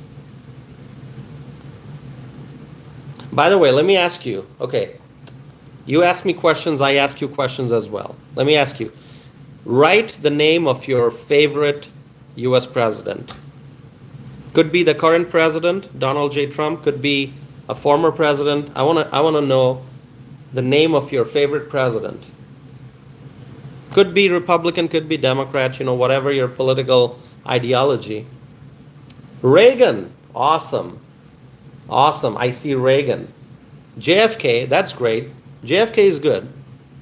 JFK is good, you know. Here's what's interesting. A lot of people who like JFK, they actually left the Democrat Party and now became Republican. Because JFK, yeah, Democrat. JFK was a Democrat, but JFK, I mean, it was a different environment back then. Those, I talked to a lot of senior citizens, people who have been, people who have voted for decades. They have seen different administrations, different presidents, and you ask them, and they might say, "Oh, we love JFK," but over time, they became Republican because they saw that the Democrat Party was, started to go so far left. The policies became so absurd that they walked away. They left the Democrat Party. They loved JFK, but then they left the Democrat Party in the decades that followed, and they became Republican. So yeah, JFK, obviously a really great president, absolutely, undoubtedly. Reagan, amazing president. JFK, great president, no doubt. Okay, let's see some more names here. Okay.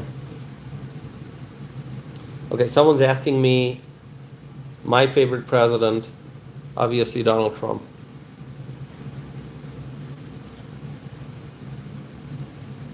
I like Eisenhower too. I really like Eisenhower.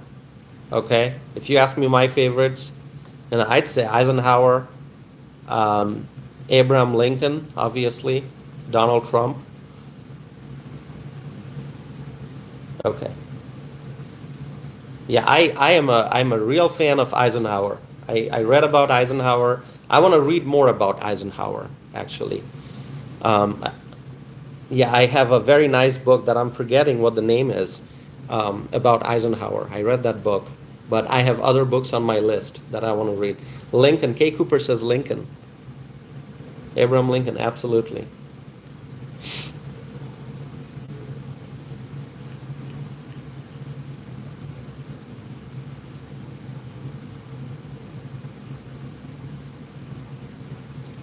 Oh, we got some Obama supporters too.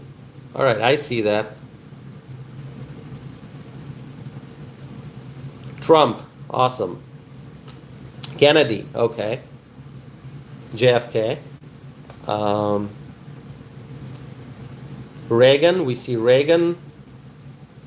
Someone wrote FDR, okay.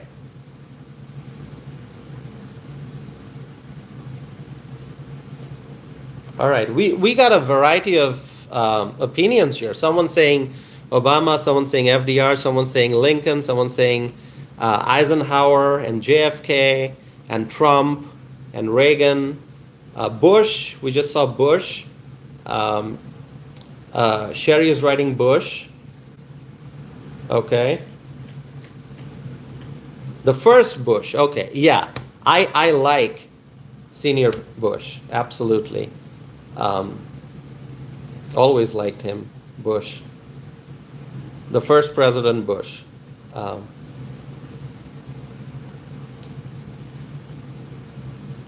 Let's see. Any more guess?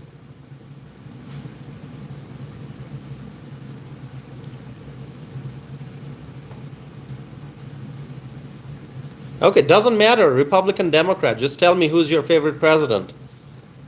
Oh, our friend Charisse is here. Charisse, good to see you. Okay, someone saying George Washington, Ronald Reagan. This is interesting.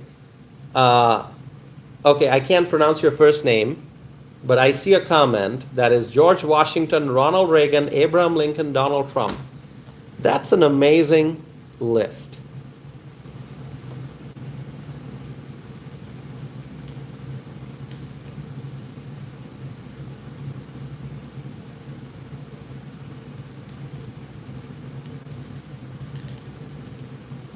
Yes, someone's making a correction. Okay. So yes, Bush Senior. Okay. Bush Senior. If I switch the words, I'm sorry. Bush Senior. Okay, someone just wrote Al Gore. Okay, all right. That's the first time I've seen someone write Al Gore in the list of favorite presidents.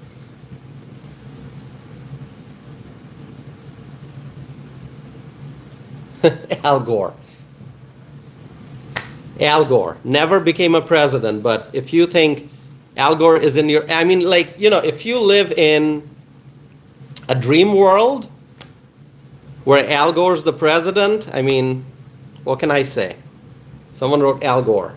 I asked presidents, and you wrote Al Gore.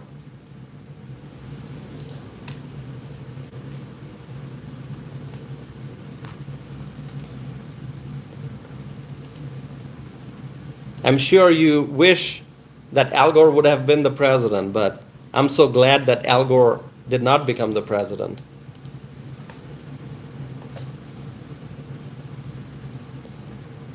Okay, someone wrote Carter, okay. Okay, Nixon, I see Nixon, all right. Someone wrote Carter, someone wrote Nixon. Julian wrote Hoover. Okay, President Hoover. Coolidge. All right. Now we're going really back in time, right?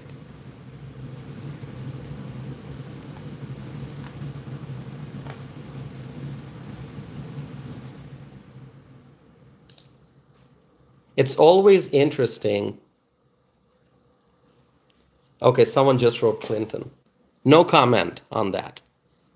All right, I see Jackson, okay. Who was the person who wrote Al Gore? Like, that's probably like an alternate reality. You're dreaming that Al Gore is a former president. Never became president. Or Thomas Jefferson, love it. You know, I get a feeling that we have a lot of people here who love reading history. I mean, you're writing some names here, which tell me that you love reading U.S. history.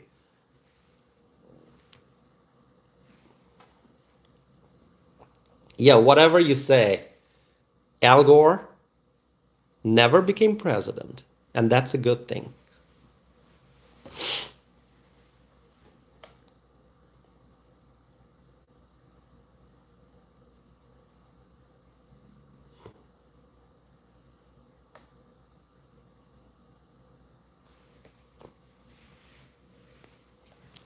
Gore did not win. Al Gore did not win. All right, Al Gore did not win. Can you please write Al Gore did not win? That is something we can all write. Al Gore did not win. Absolutely did not win.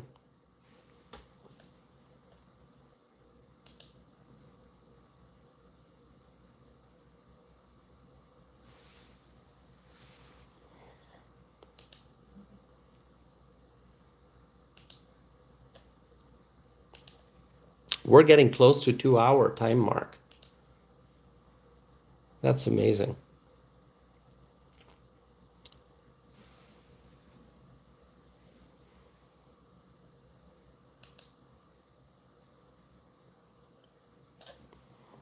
Al Gore lost. Yeah, that's what I like to see. Al Gore lost.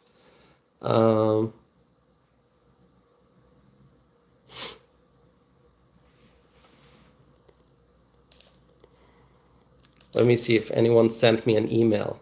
I have my email address out there. You can see that. Yeah, you can feel free to send me, you can email me questions that you have if you want. If I missed responding to your question, if you asked a genuine question and I missed responding, you can email me.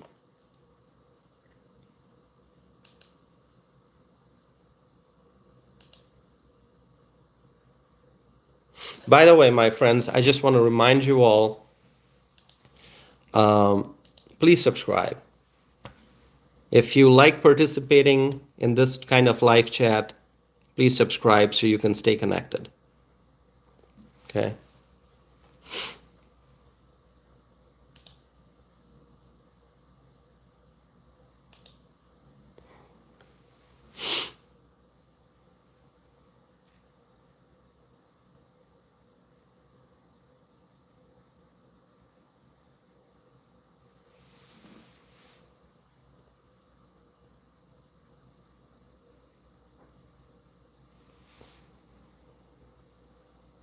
Send me emails, my friends, if you want.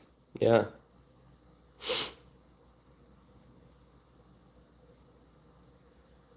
All right, let's see.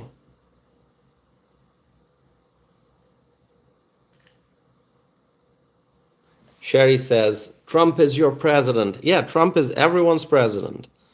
If you are an American, Trump is your president.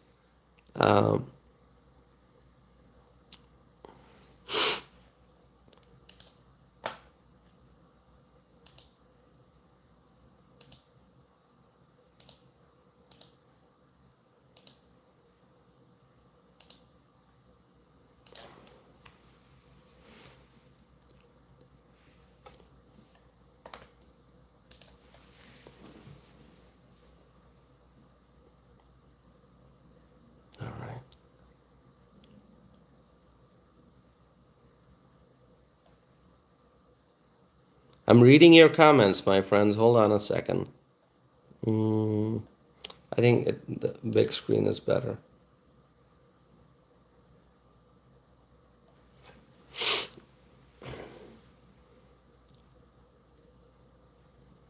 Oh, someone's saying I'm silent. Yeah, I'm silent because I have to read the questions that you ask me. Someone's asking me to take off my hat. Well, I took off my hat and I put it back on. All right, so I did exactly as you said. I took my hat off, but then I put it back on. All right.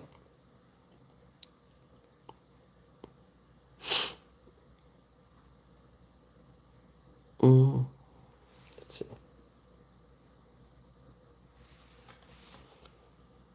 Someone's writing, love that hat. Thank you. Wow, 220 likes today. It's pretty awesome.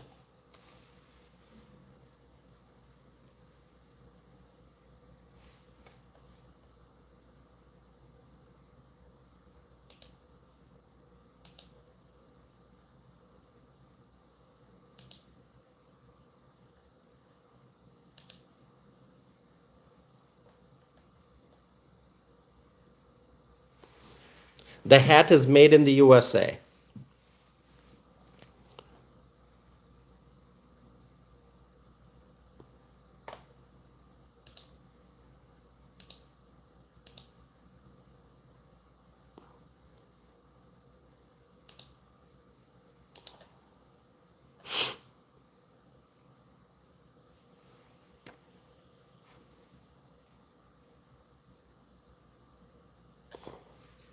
Oh, somebody wants to see the Made in USA sticker. Look here.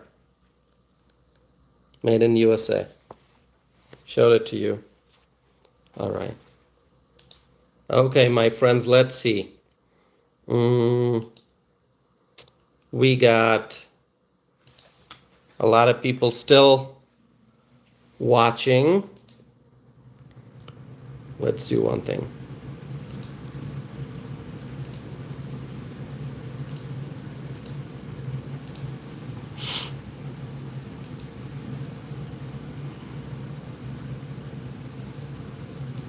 All right.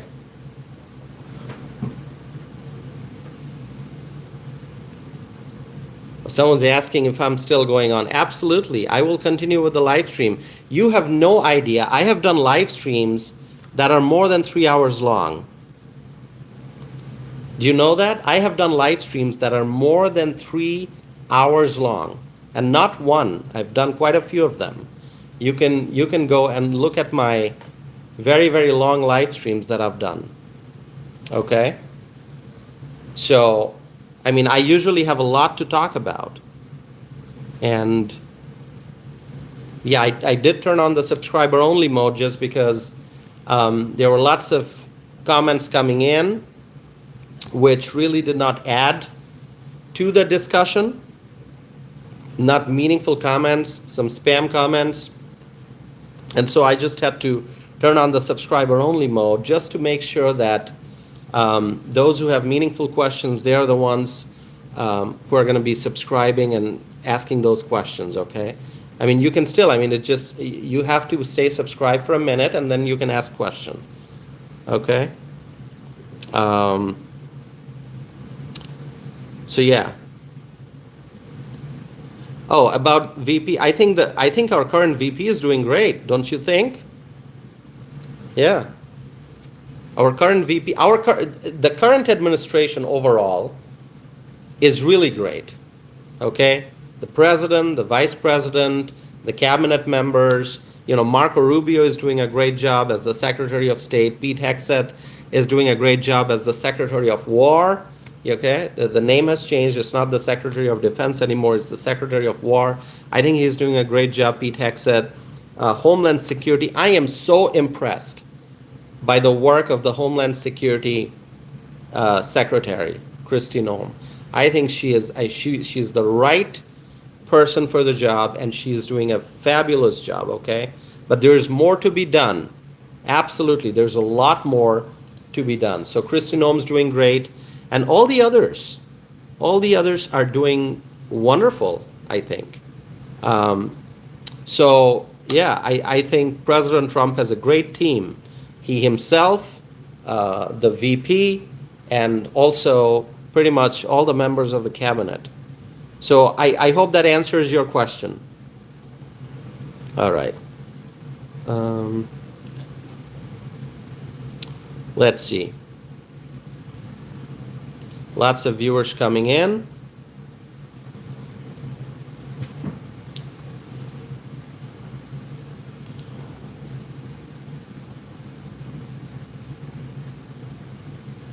You know, this channel, if you want to describe this channel, because I see some comments. If you want to describe this channel, this is a channel about truth. That is always my goal, to present to you the truth. And I've said this a million times previously. So we talk about social and political issues, domestic and international, but it is always my goal to present to you accurate information, to present to you the facts, to present to you a clear picture of what's happening in the country and around the world. Okay? Now, because I'm just one person here on this side of the screen doing this live stream, I cannot possibly discuss each and every issue that's happening in our country and each and every thing that's happening around the world. I have to pick and choose a few topics, okay, because I'm limited by time. All right, even if I do 3 hour long live stream or 3.5 hour long live stream, it is still going to be a limited period of time, right? I mean, it's not a 24-hour news channel. So I have to pick and choose certain topics. But what you can do, you can always suggest topics. And people have done that in the past. You know, people have sent me emails. They said, Tausif, you know, this is an important topic that I think you should discuss.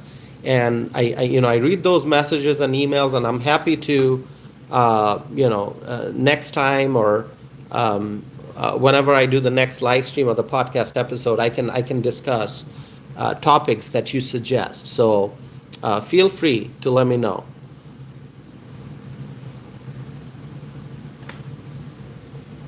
Someone's asking, why do you support MAGA? Well, just the words will tell you why I support MAGA.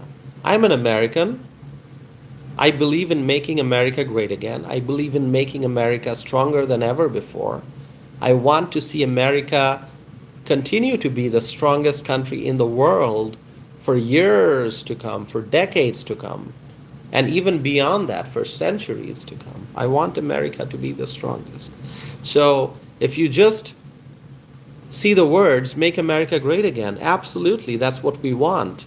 But I've also explained, if you are just tuning in and you missed everything that I said, you can scroll back and you can listen to why I support President Trump, why I am such a strong Republican, why I support our Republican leaders.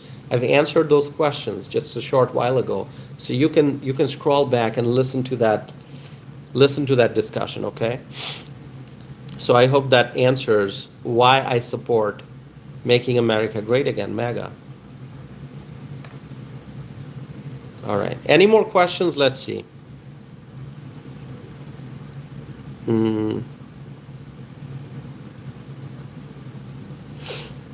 Sherry is writing TTTT, which means Tausif tells the truth. Sherry, it's always my goal to tell the truth. And by the way, in case you're wondering, the folks who are new here, who came up with that slogan, Tausif tells the truth, we have a friend named Swaggy. Name is Colin. He's from California. I don't know if Colin is watching. Our friend Swaggy, are you watching? Swaggy tunes in for our live stream. So anyway, Swaggy came up with this TTTT, Tausif tells the truth. Where's Swaggy? Swaggy, are you watching? If you're watching, say hello.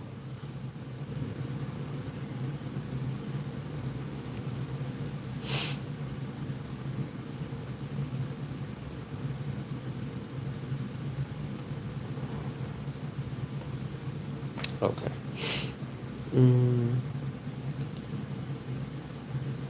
All right. Wow, 224 likes on this video today. That's awesome. Yeah. So, okay, which of our friends are still here? I see Sherry is here. Kay Cooper. Kay, are you still here? Frank, are you here? Evelyn, are you watching?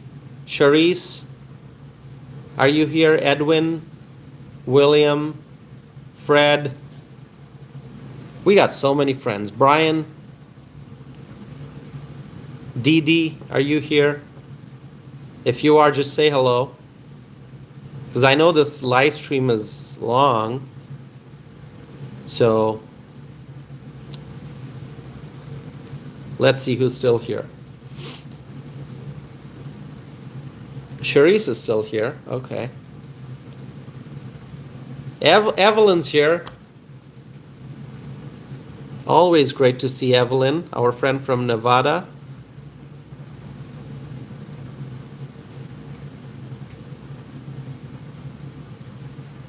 Claudia Greenwood, is Claudia still here?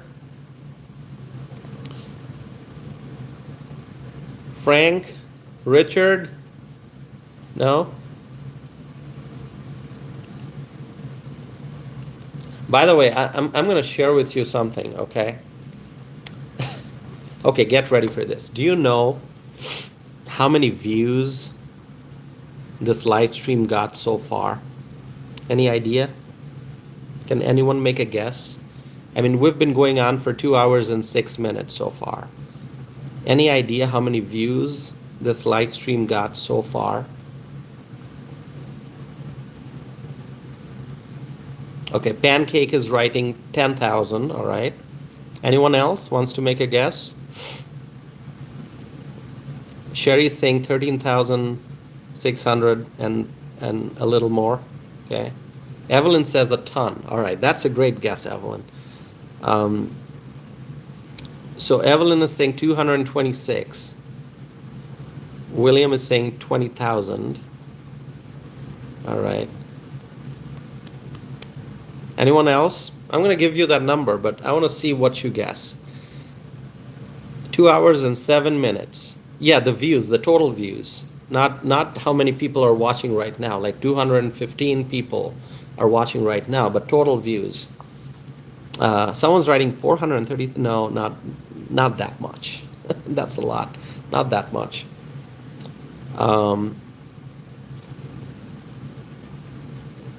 Any other guesses?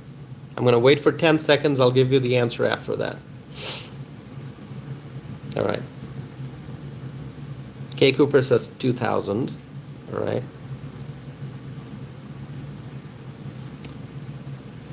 Okay, get ready for this. I'm going to give you the answer. 102,000. 102K.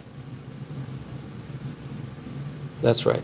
In just over 2 hours. 102,000. All right. It's pretty awesome, right?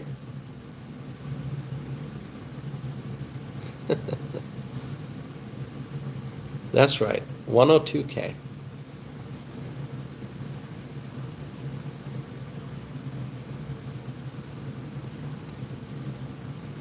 William says, wow, that's amazing. Yeah. Cherise says, wow.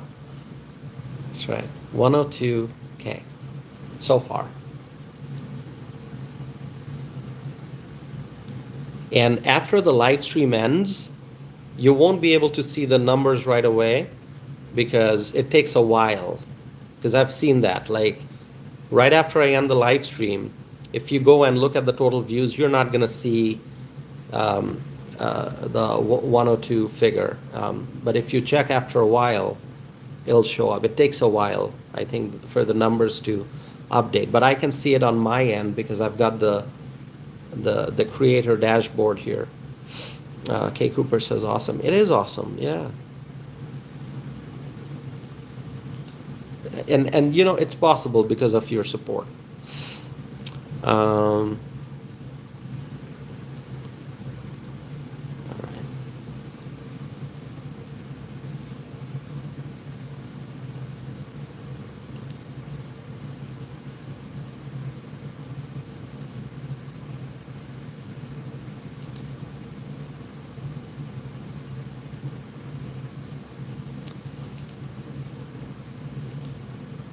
All right. So any questions for me? Go ahead and ask if you want to. I can go on a little longer here, continue with the live stream. If you would like, let's see.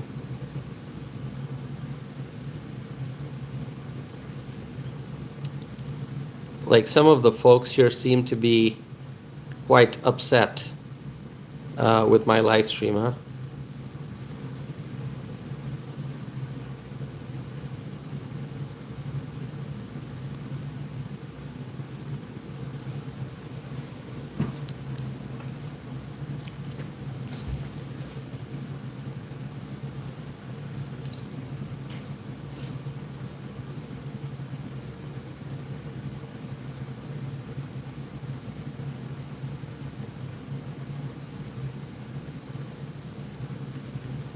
Okay, William is asking, who do you think will be the Republican nominee for president in 2028? Too early to tell.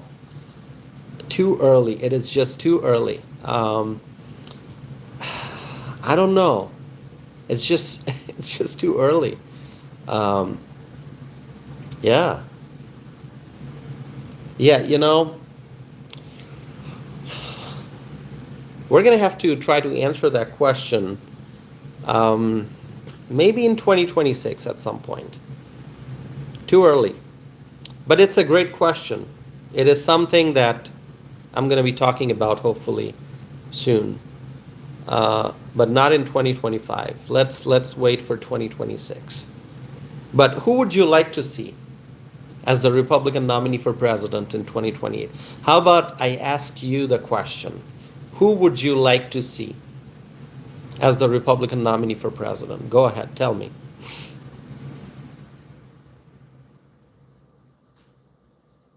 Okay, William is saying Vance. Khalil is here. Khalil, good to see you. Good to see you, Khalil. Oh, all right, let me know whose names you're guessing. Who would you like to see as the Republican nominee for president in 2028?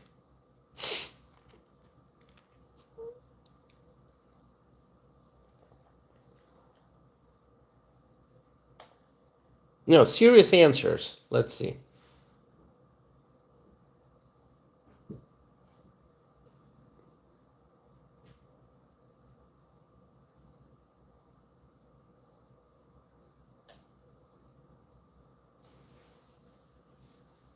All right, I'm seeing Vance. People saying Vance. Okay. What about, so, go through the cabinet. Look at the cabinet members. Look at the cabinet members.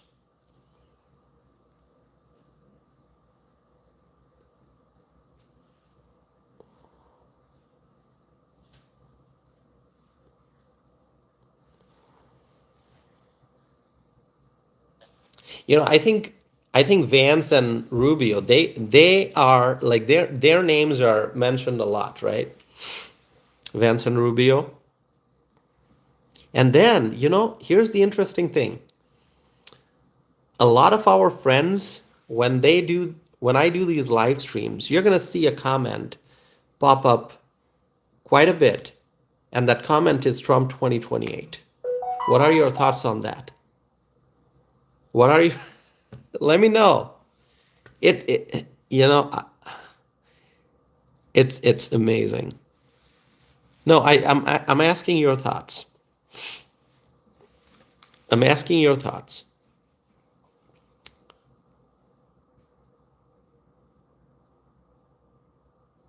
Share your thoughts with me on that. All right.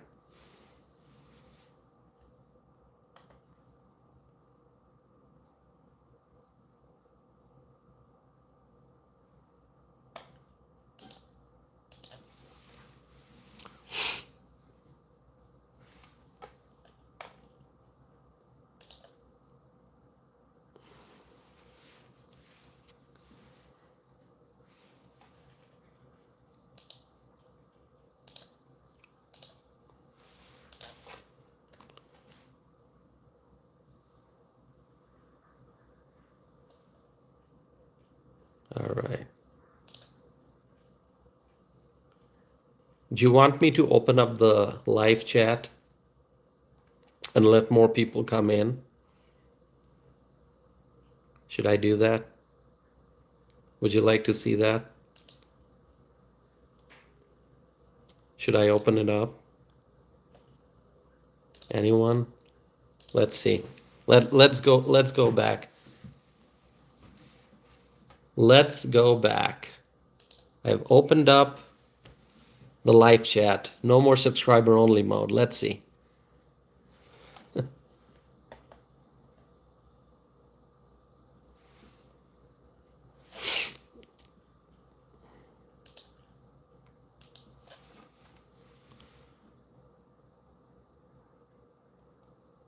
Okay, so regarding this question about legality, okay, about a third term, running for a third term, I'm not a lawyer, so I'm not going to try to answer that question. I just won't do it, okay? I'm not a constitutional lawyer, okay? I've worked very closely with lawyers in my life, okay? I understand a lot about law, but I don't have a JD degree, okay? Like I don't have a law degree. So that's why I'm not going to answer the question about, I'm not going to get into the legal argument about, third term and whether someone can run for a third term or not for president. But if you are a lawyer, or if you are a constitutional scholar and you've studied this matter and you want to share your thoughts, I'm willing to listen. Whatever your arguments are, I'm willing to listen. Okay?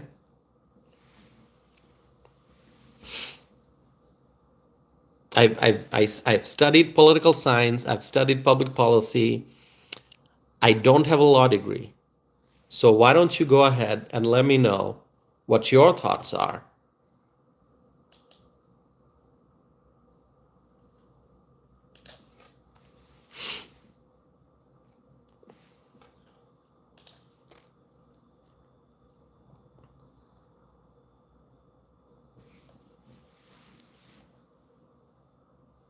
Okay, so others are talking about other members of the Trump family. Okay, I think, yeah, okay.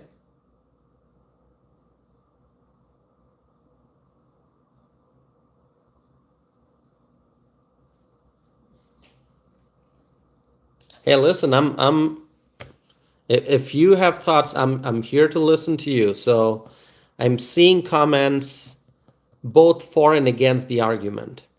Some saying there's a way to run for a third term, others are saying no way, right?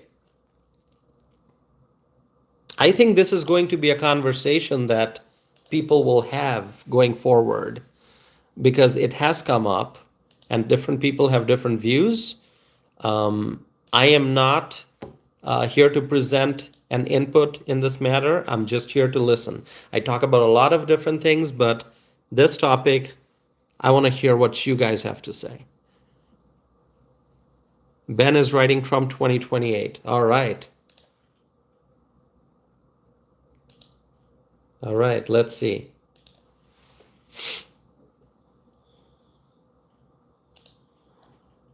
Who else?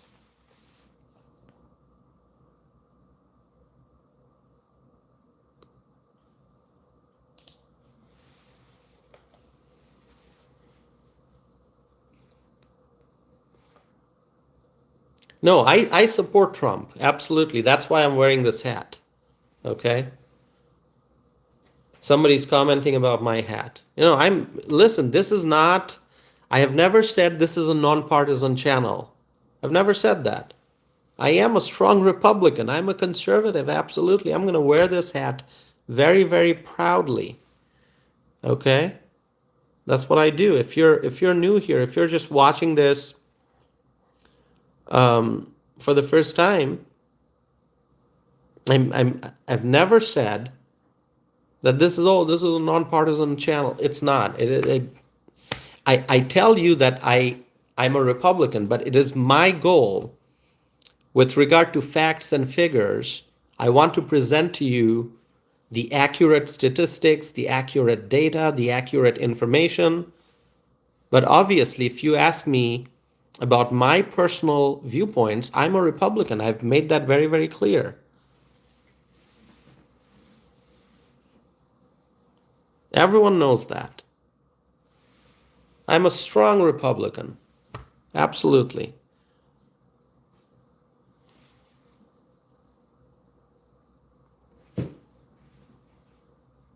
I share my political views, but I always emphasize the fact that I'm presenting to you accurate information. And I've always said you can go fact check me if you don't believe something I'm saying, you can go fact check me. Some data, some numbers, some statistic that I've presented, and you think it's wrong, go fact check me. And you'll know if I'm telling the truth or not.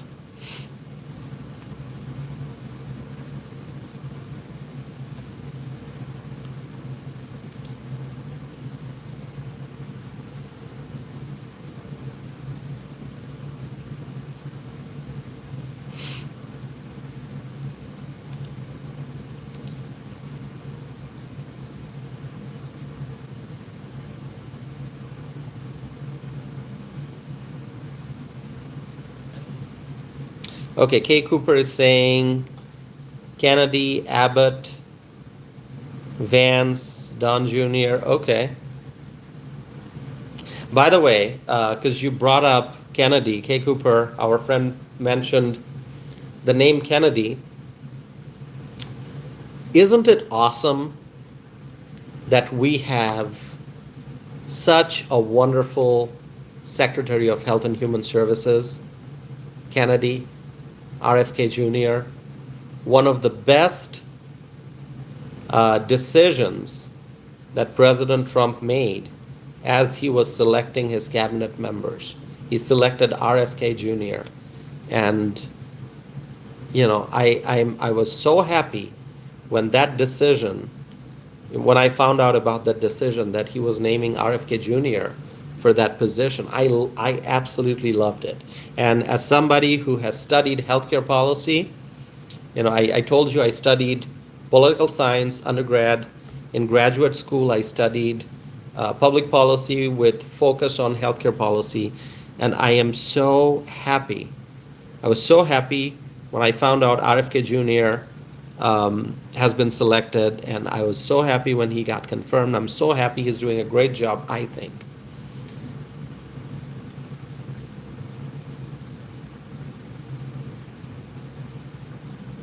Kay Cooper says yes, absolutely.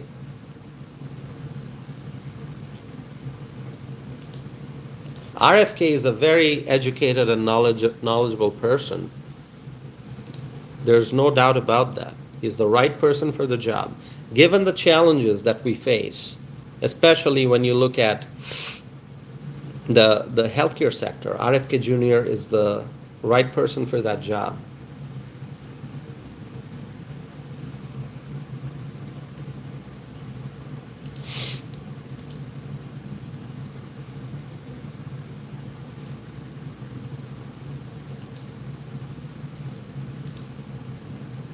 All right, let's see.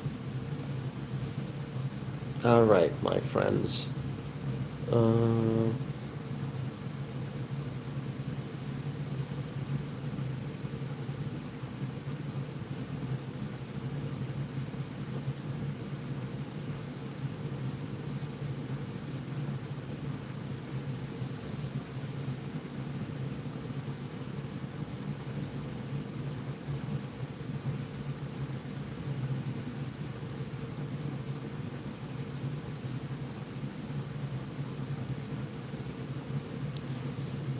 In case you're wondering why I'm silent, I'm reading your comments.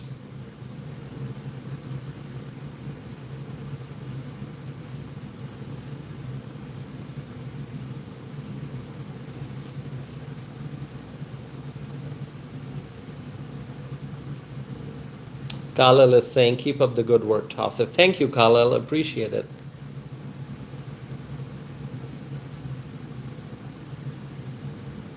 Okay, let's see. A question that I often ask when a lot of people are watching. Where's everyone from?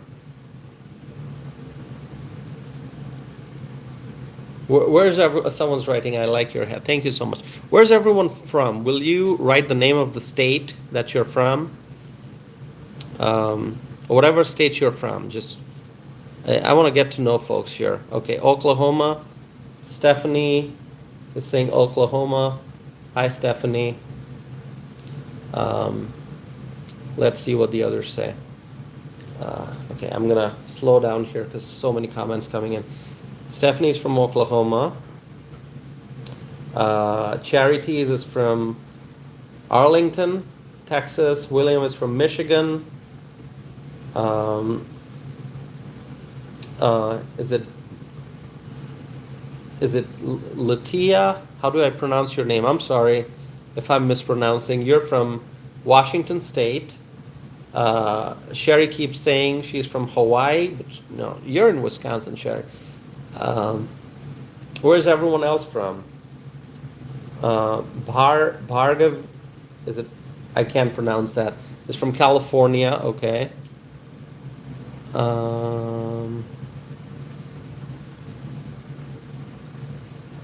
Okay, Emily is from Hawaii. Okay. Anyone else? Kay Cooper, we know our friend Kay Cooper is from Texas.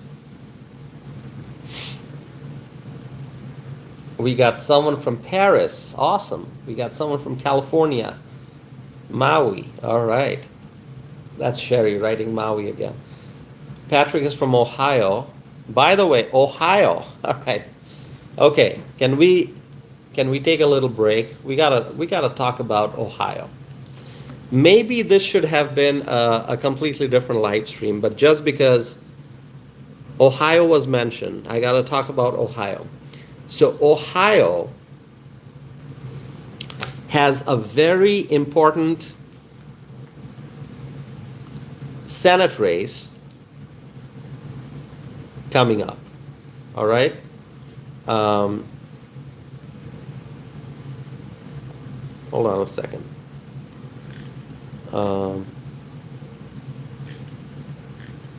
Give me a second here. My screen just froze. All right.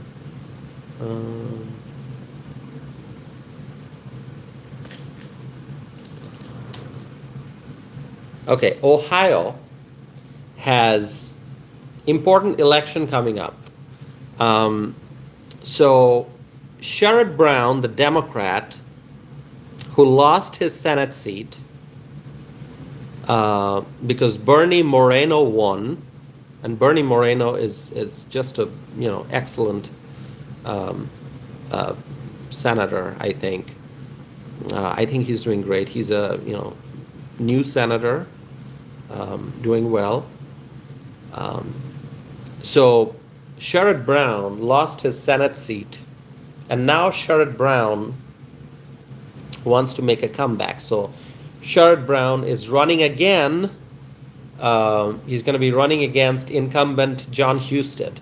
So it's going to be an extremely important Senate race that we're going to be watching because Sherrod Brown, the Democrat, he's trying to make a comeback. And I hope that Sherrod Brown loses again. That is my hope. I would like to see Sherrod Brown losing the Senate race again. But then, another important race coming up, Ramaswamy, Vivek Ramaswamy. He is running for the office of the governor of Ohio. So Ohio has very important races coming up. Okay? So, hold on a second.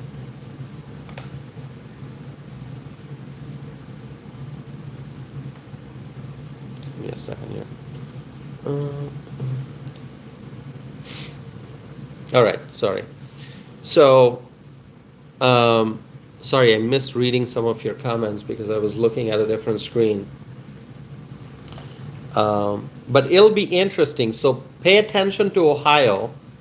It's going to be very interesting to watch what happens in the Senate race and the gubernatorial race in Ohio. It is something I'm going to be talking about very soon. There's going to be a lot to talk about as we head towards 2026 November. But I will be talking about the Ohio Senate race. That's on my list of things to discuss. I'll be talking about the Ohio gubernatorial race.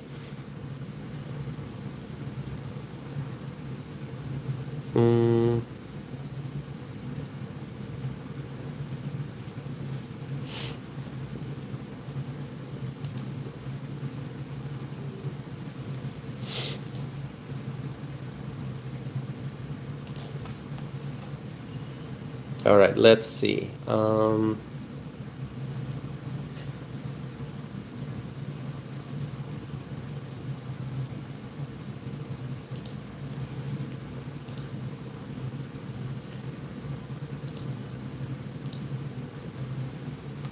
Once again, looking at the poll, the question I asked, is the Democrat Party becoming more and more socialist? Majority, according to my poll, says yes, the Democrat Party is becoming more and more socialist. You know, 2,000 and more than 2,700 votes in that poll, and the poll is open, so you can continue voting if you want. But majority says yes, the Democrat Party is becoming more and more socialist.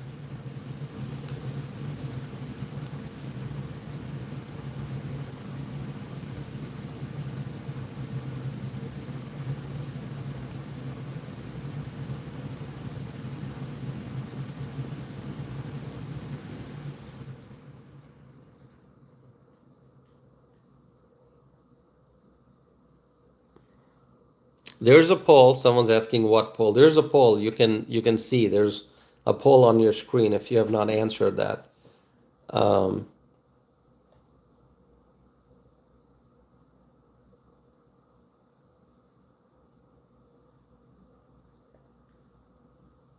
Eric is here. Hello, Eric. Good to see you.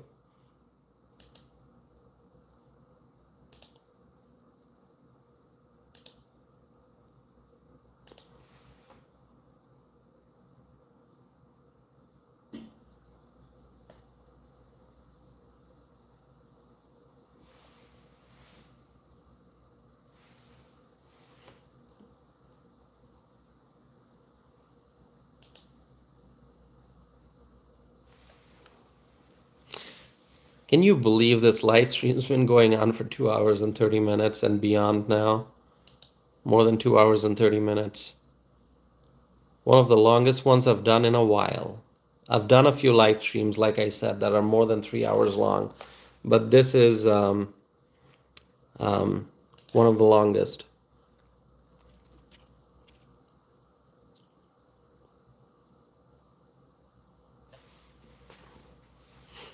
You know, by the way, okay, I think people are, did someone mention ICE? I think ICE is doing a great job. If you want a quick answer, ICE is doing a great job.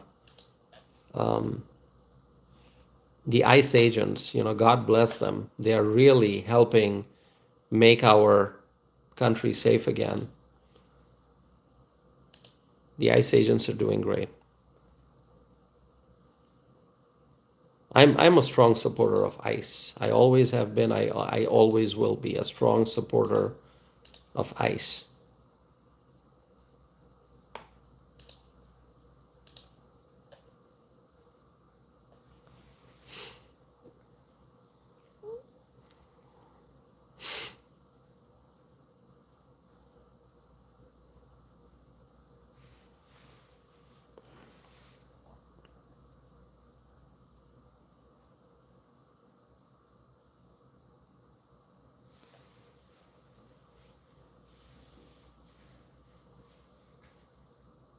Evelyn, I see your comment, Evelyn. Evelyn, thank you. Evelyn is such a wonderful friend. That's our friend EHR. You can see on the screen, asking a great question. Evelyn, God knows what God has planned for me. I'm just following. Um, I'm just following the path that God has put in front of me. That's what I'm doing, Evelyn. That's what I'm doing. Great question.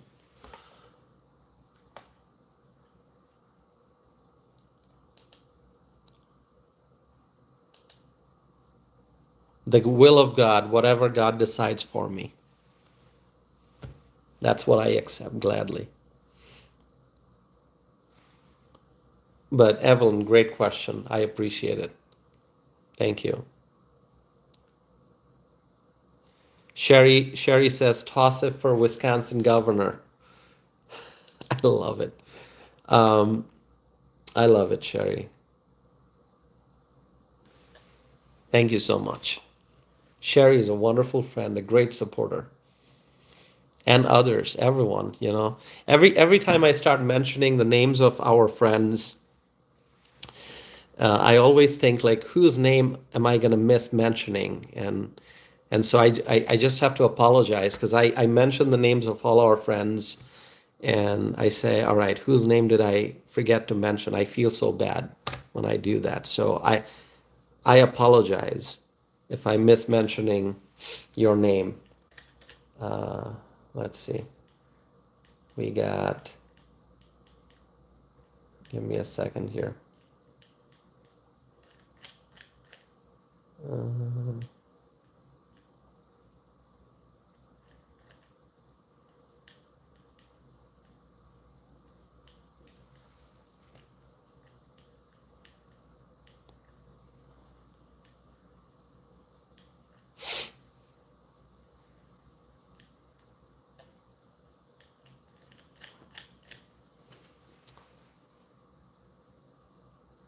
All right, someone's asking why is the hat not red? Well, there are different versions of this hat.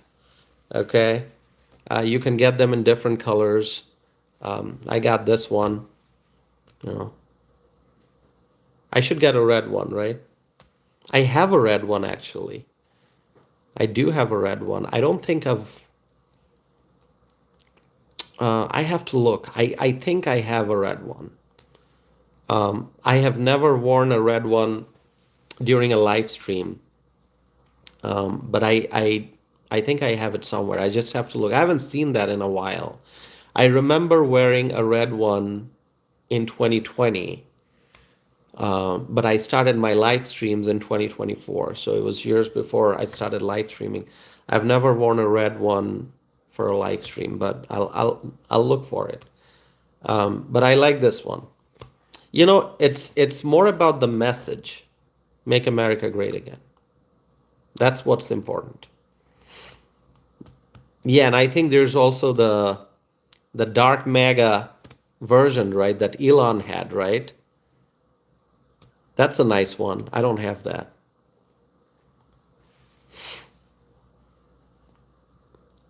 The dark MAGA.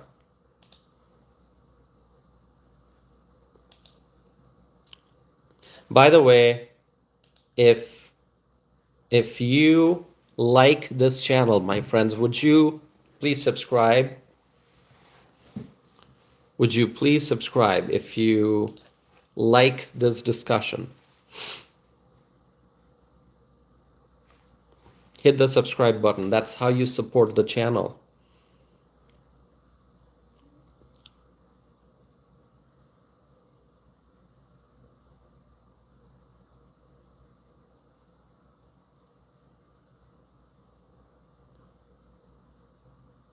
Charisse, you're correct. This hat is made in the USA.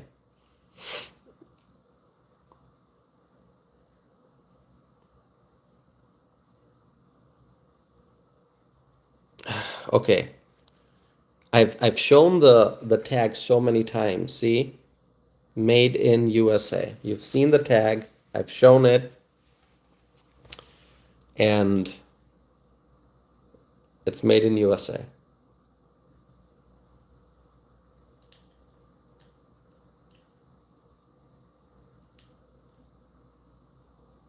Okay, Evelyn's saying, I can't subscribe again. Evelyn is a subscriber. Evelyn is a wonderful friend. Yeah, you can only subscribe once.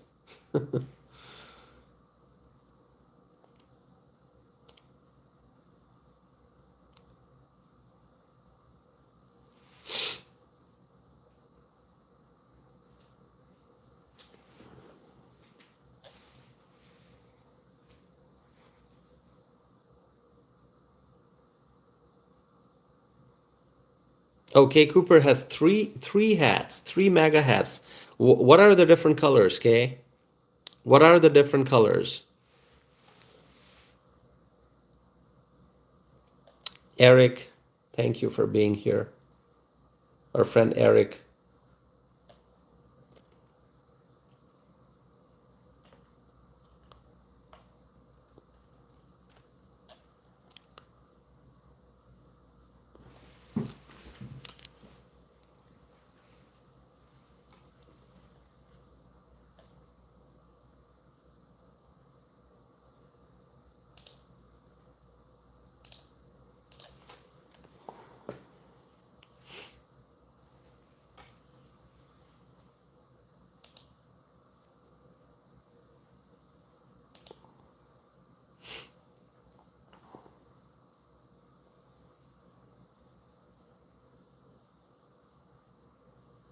Okay, someone's asking what is the purpose of this live stream? Okay, well, this live stream has been going on for close to 3 hours now, 2 hours and 42 minutes to be exact. And we talked about, so this is what we talked about. We talked about the power struggle in the Democrat Party. Okay, we talked about, and you have to scroll back to the beginning of this live stream in order to listen to what I had to say. But, what we are seeing is that there's an establishment wing of the Democrat Party. So folks like Chuck Schumer, Hakeem Jeffries, and others, Nancy Pelosi. And then you have the socialist communist wing of the Democrat Party. So that's AOC, Zohran Mamdani, Bernie Sanders. And so there's a power struggle that's happening between these two wings. And that's basically what the discussion was. All right? And then I'm answering questions, I'm talking about other topics, responding to people's comments. All right. So I hope that answers your question.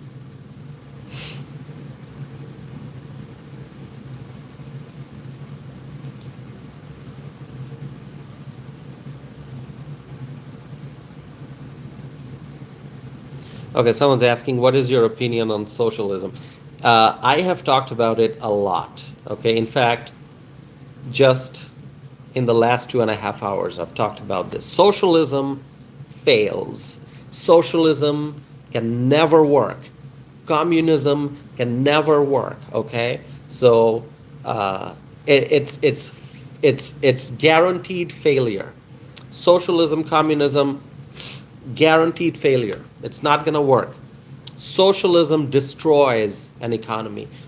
Communism destroys an economy. Never going to work. All right?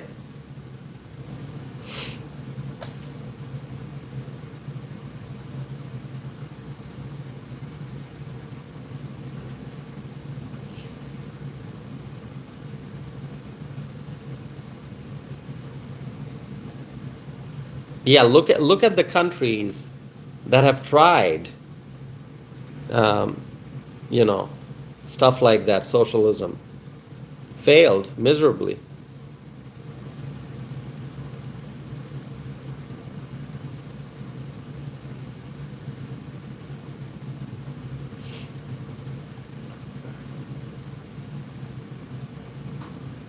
Someone's asking, what state are you in? I'm in Wisconsin. Thanks for asking.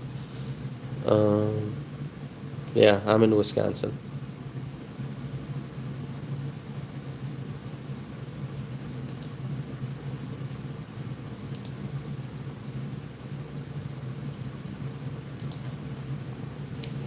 Shelby is in Florida. All right, Shelby, thanks for joining.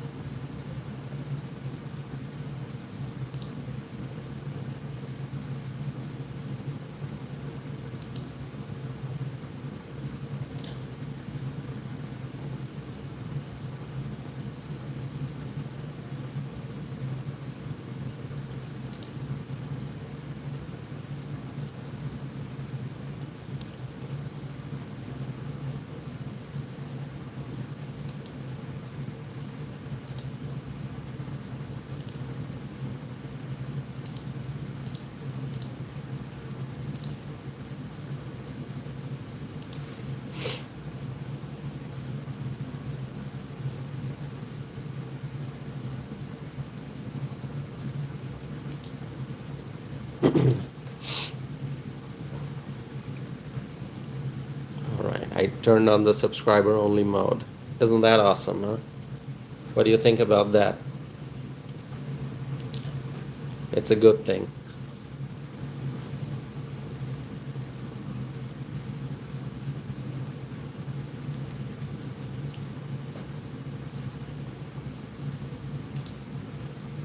So I asked the question, is the Democrat Party becoming more and more socialist? More than 2,800 people voted. Majority says yes. Yes, the Democrat Party is becoming more and more socialist. It's according to the poll.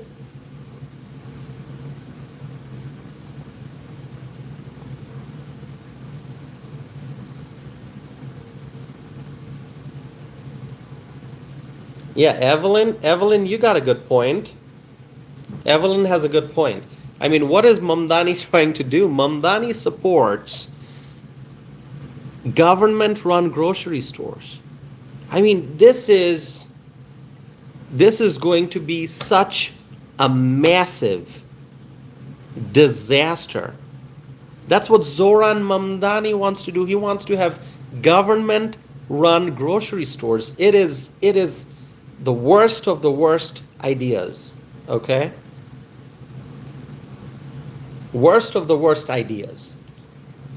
Can an idea get worse than that? Government-run grocery stores.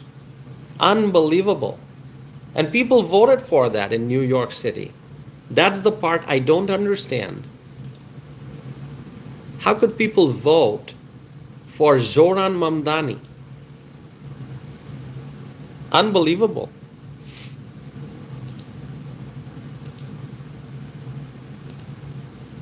Hold on a second. I'm going to catch up with some comments here. Let's see.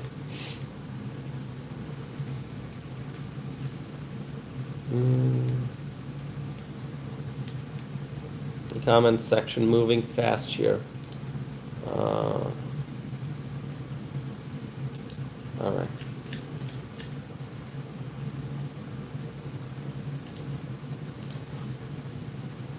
You know, we know by studying history, we know that whenever socialism is implemented, it leads to shortages, it leads to crisis, it leads to rationing,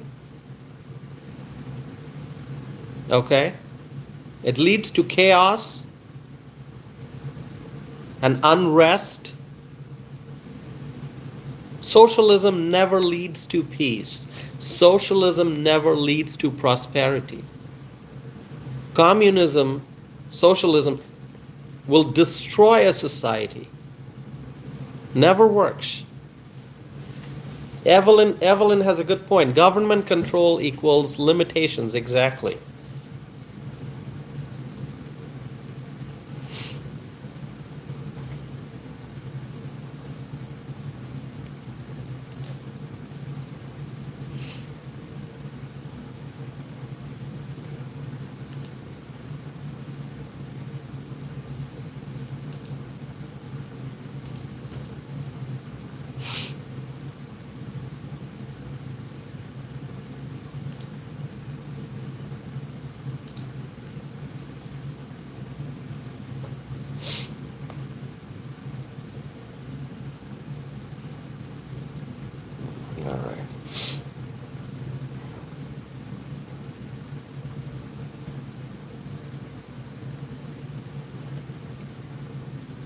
Okay.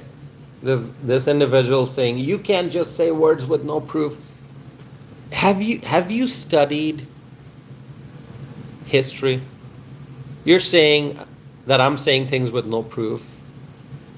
I think it is universally known that socialism doesn't work. If you're looking for proof, go open the history books. Go read political theory. Go read political science. Go read comparative politics. Look at the countries that tried to implement socialism and find out what the outcomes were. What happened? If you just want to challenge my viewpoint for the sake of challenging, then you can say whatever you want.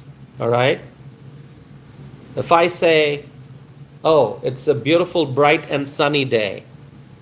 Well, it's not, it's nighttime now. It's not day. It's nighttime. All right?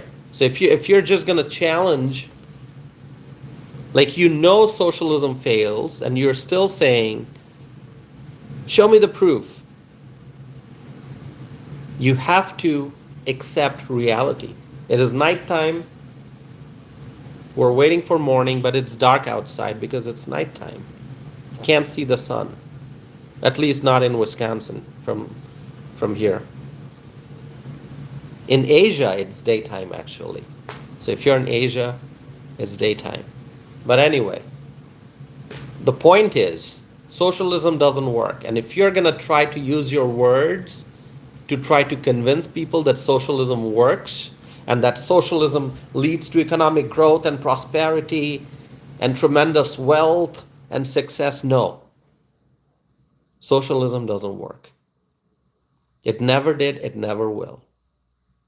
And if you want proof, you got to go study history. Open up the history books. All right?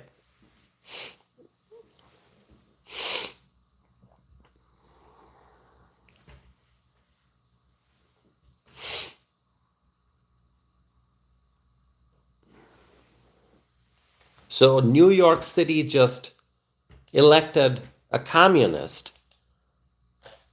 What's going to happen? I don't know.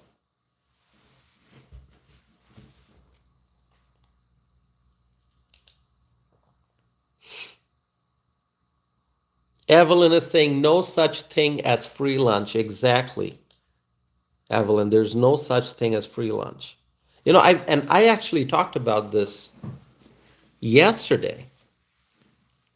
I said that Zohran Mamdani says, "Oh, free childcare." There's nothing free. To provide a product or a service, there's a cost associated with it. There's nothing that's free. All right?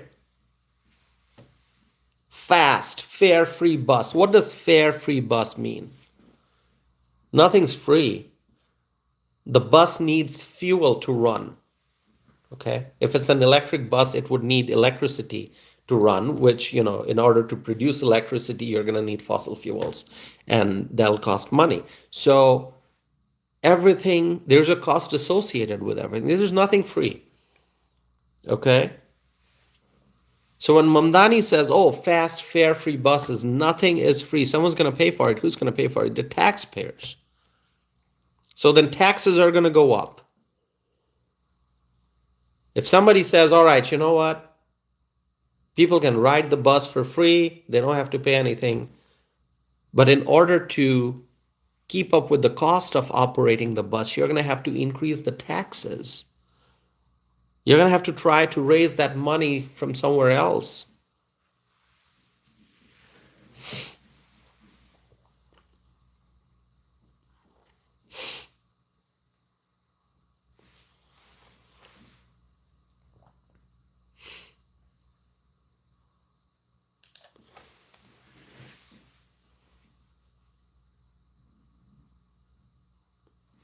All right.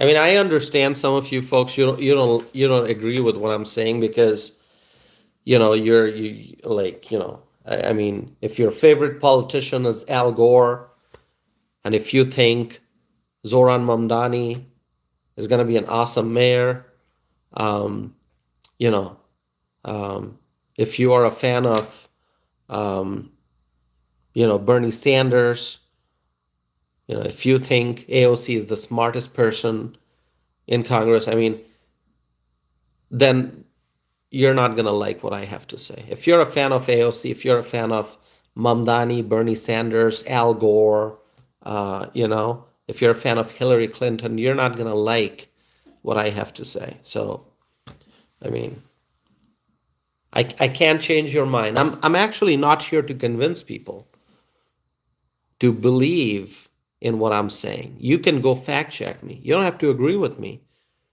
You can be skeptical.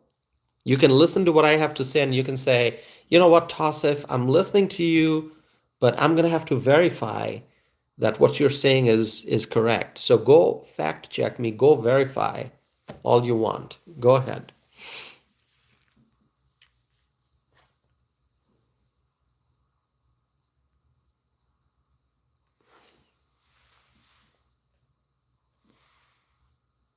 Terry Gilly is here. Terry Gilly, good to see you. Terry Gilly, thank you. Terry Gilly has a wonderful compliment from me, which I truly, truly appreciate.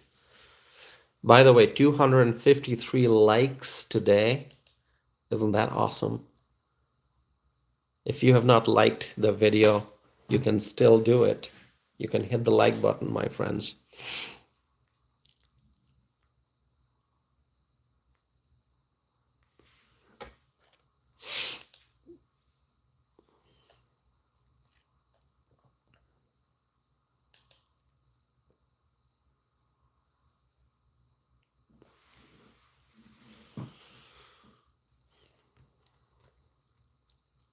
Terry Gilly says, I just made it to 54. Thank you, Terry.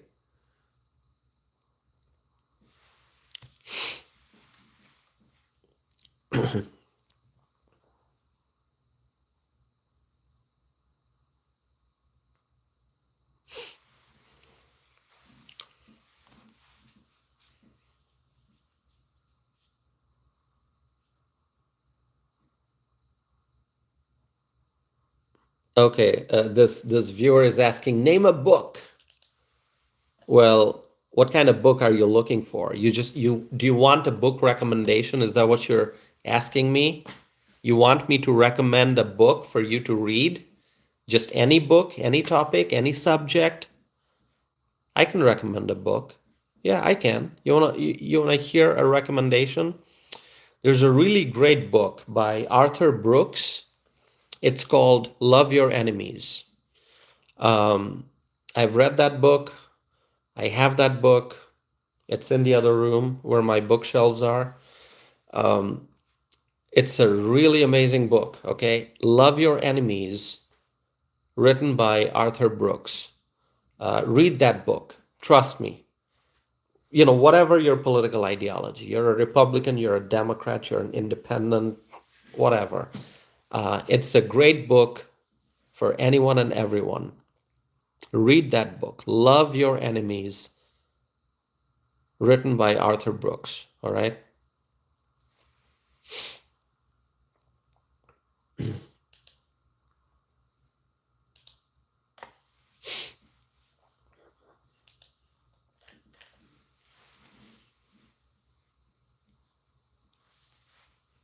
By the way, I had the opportunity to meet Arthur Brooks, okay? So I read the book, and then Arthur Brooks came to Wisconsin to speak at an event in Madison, okay? Madison, Wisconsin, on the university campus, University of Wisconsin-Madison. And so I went to that event. I got to meet Arthur Brooks, truly a wonderful person, a brilliant scholar, brilliant scholar. And you can actually look him up on the internet. He has written other books. He has videos of him talking about different topics. There's a lot to learn from Arthur Brooks, and so I truly appreciate the work that he does and things that he says. And um, uh, so anyway, remember that book, Love Your Enemies by Arthur Brooks. All right, and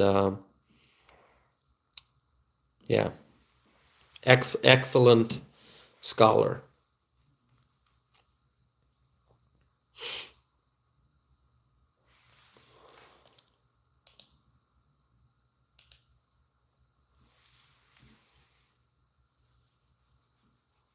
You know what? I actually don't want to block anyone in the live chat, but sometimes it gets to the point where I just can't allow someone who's like saying all kinds of unpleasant things. I just cannot allow a person like that to continue, um, writing really harsh and unpleasant things in the live chat. So anyway, I just blocked somebody. You've probably seen that. And the first person I've blocked today. And hopefully I don't have to block anyone else, but it just it just got to the point where I had to do it.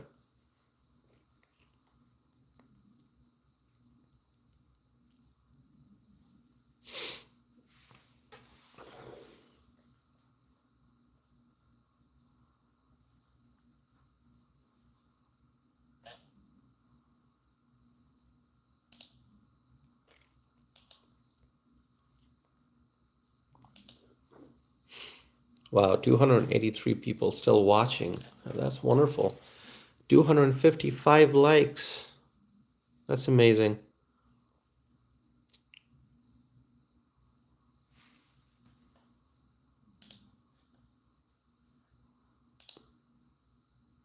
By the way, if you have book recommendations for me, you can share that. Okay, feel free to share that. If you want to recommend books for me to read, I already have a list of books that I have to read. I'm going to get to those one by one, but if you want to share some recommendations, you can.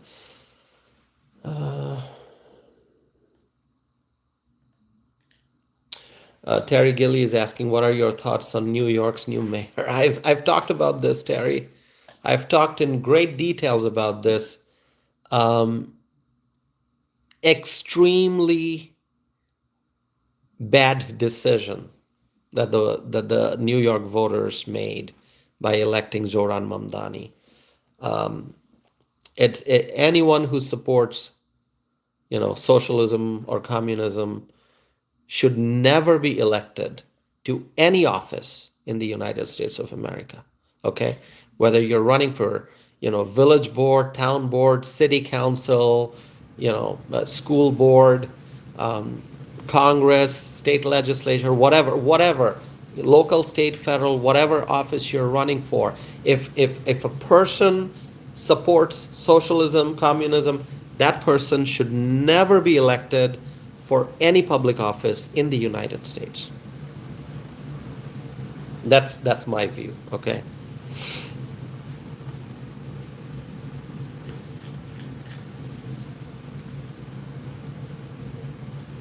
Mary is saying The Great Gatsby. That's a book recommendation. I have read The Great Gatsby.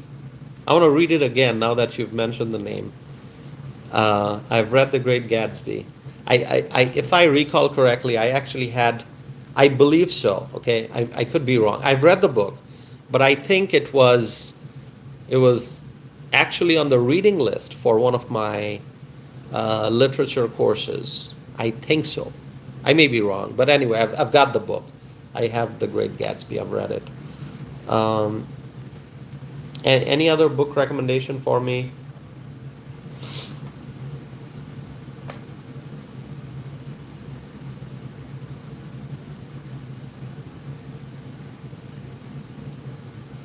Evelyn saying Animal Farm. Thank you, Evelyn. Very important book.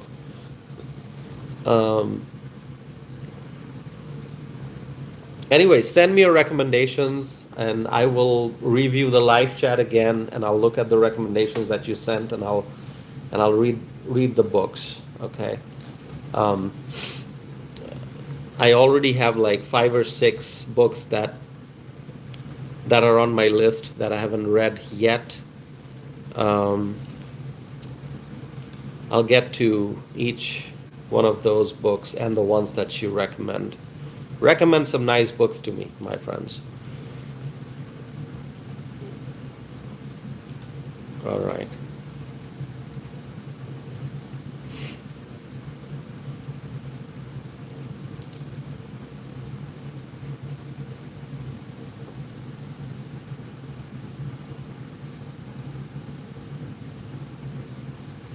Wow, we just crossed 3 hours and 7 minutes for the live stream. Unbelievable. 3 hours and 7 minutes live streaming.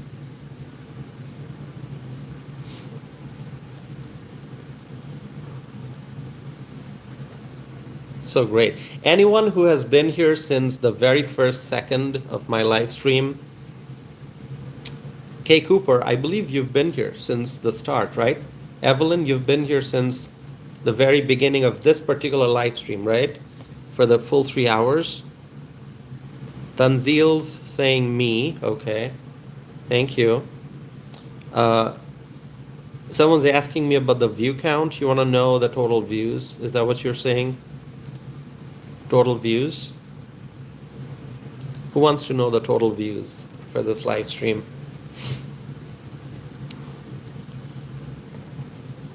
It's 120,000. Okay? 120,000.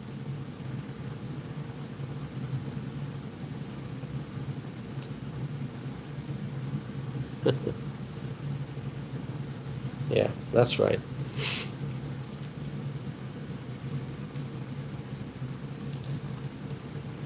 Mary says awesome. Okay, Cooper, you asked it, maybe, right?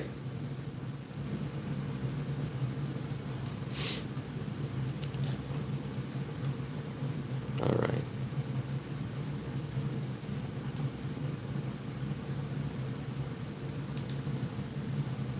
Terry Gillig is giving me thumbs up. Thank you, Terry.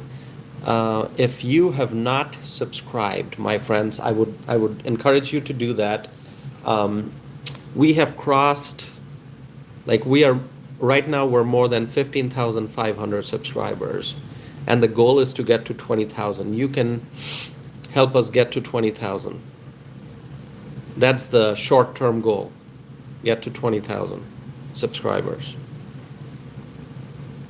I kind of promised myself when I get to 20,000 subscribers here, I'm gonna do a little bit of an equipment upgrade for the channel. Maybe get a wireless microphone and some other things, but only when I get to 20,000. Kind of like a milestone. Mary says you will get there. Thank you, Mary. Appreciate it. Yeah, I have a few things that I have saved in my shopping list. And I said to myself, I'm not going to buy these now. I'm going to buy these when I get to 20,000. Charisse is waving. Hi, Charisse. Always great to see you. Okay.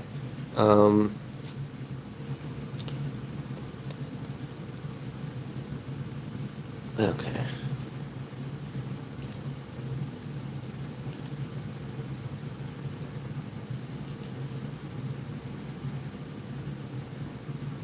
JJ is saying, love the hat. Thank you, JJ. Appreciate it.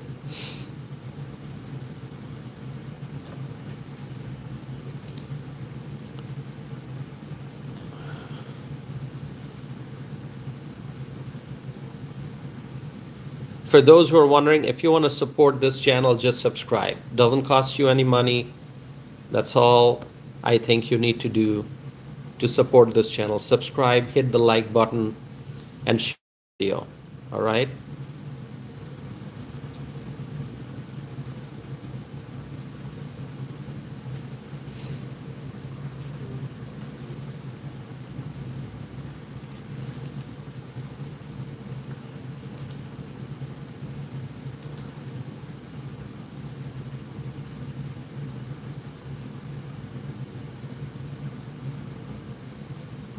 JJ is asking, do you live in New York City? No, I don't. I live in Wisconsin.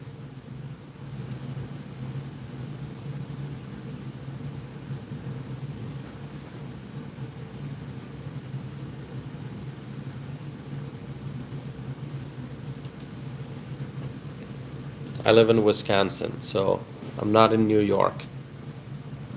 But I care about all American cities because I care about America. It is our home. It is the country that we love and protect.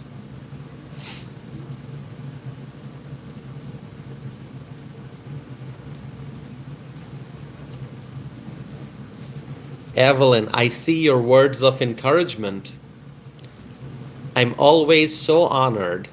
Um, Evelyn and Sherry and others, Kay Cooper, your words of encouragement, and Cherise and others, once again, if I start mentioning the names of my friends, I'm going to, miss a name and I'm going to feel bad. So you know who you are.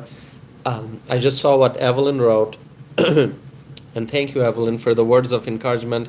You know, my answer is going to be the same. Whatever God has planned for me. Um, so thank you. Mary is saying, I'm praying for the world. Thank you, Mary.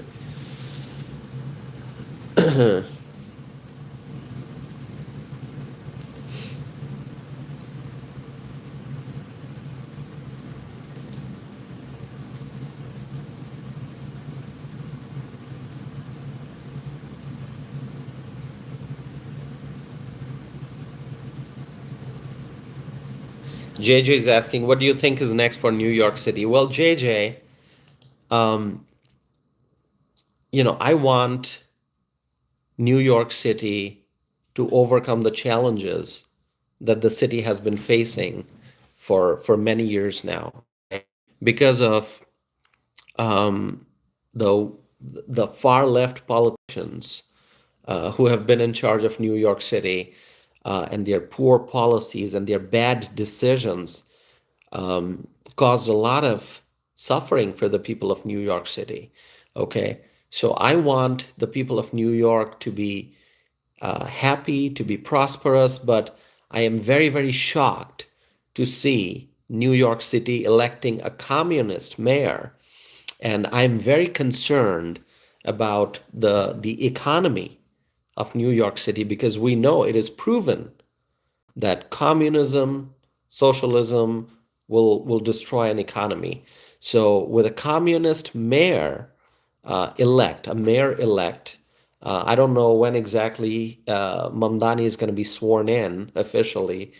I gotta look up that date, but he's the mayor elect of New York City, and so I'm very concerned about the economy of New York City, okay? And I know that a lot of people are already packing up their bags. They're ready to move. They want to move to states like Florida, like Texas, like Tennessee. And so, businesses, if Mamdani goes forward with his communist policies, all the free stuff that he promised, there's probably going to be tax hikes, which will affect businesses. And I think a lot of businesses are going to move out of the state. A lot of residents are going to move out of the state, of the city, definitely out of the city, and likely out of the state. And, it's going to be bad for the New York City economy. It's going to be bad for the New York State economy as a whole because New York City is a major city in the state, obviously. So if New York City goes in the wrong direction economically, it's going to hurt the whole state. And I'm just very concerned, and I still can't believe that the city elected a communist mayor.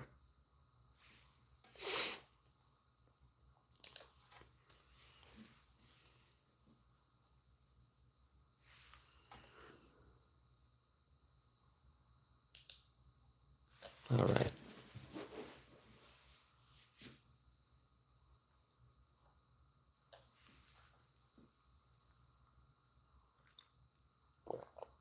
First sip of water in More than 3 hours. I've been talking nonstop. I think, yeah. This was the first sip of water in more than 3 hours. 3 hours. More than 3 hours.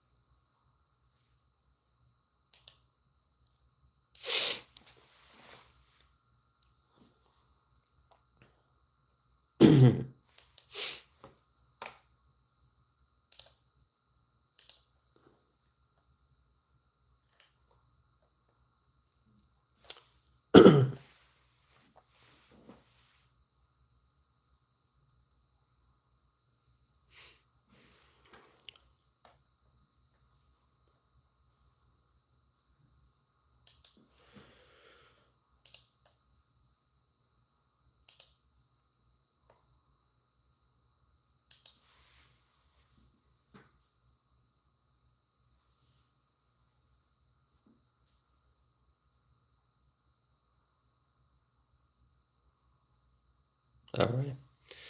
All right, my friends. Should we continue with the live stream? Do you have more questions for me?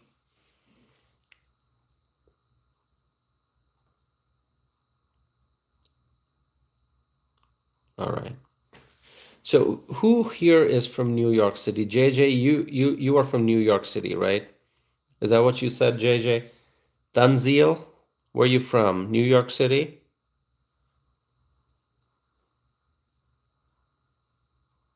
JJ lives in Western New York. All right.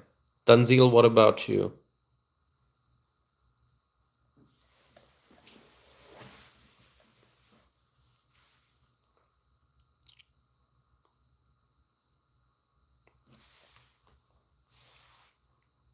All right. Okay.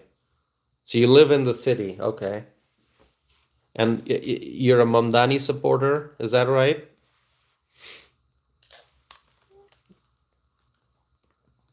Is that what you said?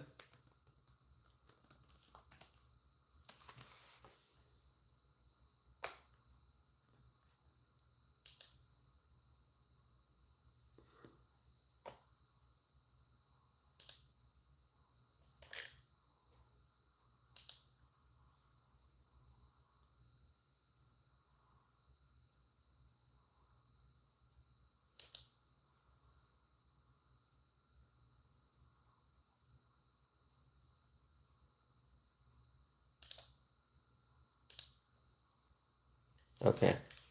Let me see. All right. When I ask a question, I kind of have to wait for the answer. Um, so, um, so JJ, how long have you lived in New York? And Tanzil, how long have you lived in New York? Born and raised, or moved to New York from some other place? Okay, JJ has been in New York. Um, you're writing all my life. All right. All my life, 27 years. All right. What about you, Tanzil? I don't know if let's see. I'm going to scroll back and see.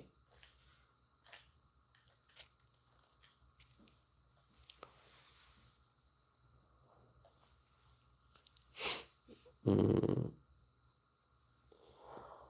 I didn't see Tanzil's answer. All right.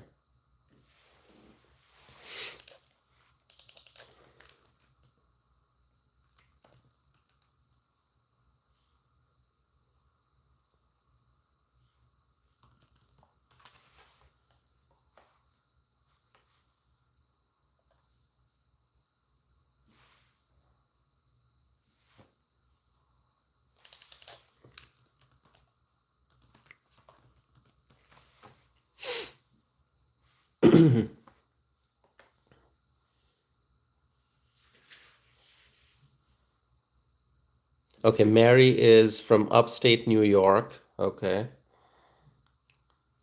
Um,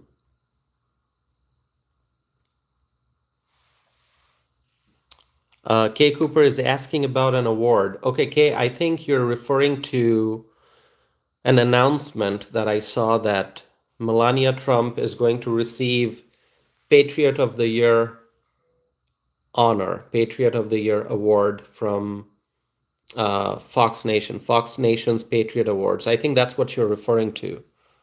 So that's something that Melania Trump is going to receive, Patriot of the Year. She deserves it. Melania Trump, you know, the best first lady, absolutely, no doubt, the best first lady.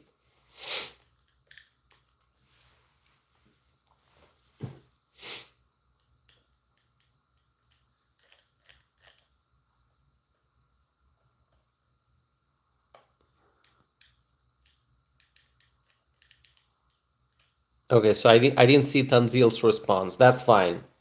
JJ responded that JJ lived in New York um, always, right? All your life. All right. And I didn't see Tanzil's response. Anyway, if you want to respond, I mean, whenever I ask a question, it's up to you if you want to respond or not. Um, and and I can't really see like who's still in the like I can see your comments when you comment, but other than that, there's no way for me to know who's still watching, who's not watching. I can just see the numbers. Like right now, 237 people watching. But I don't know who the 237 are. Anyway, so just to give you an update on the poll, the question still is the Democrat Party becoming more and more socialist? More than 3,000 people have voted, and 51% have said yes, so it's a majority. The numbers keep fluctuating. You'll see it go from 51 to 55, 56, and back down to maybe 52. It fluctuates, but majority says yes, the Democrat Party is becoming more and more socialist.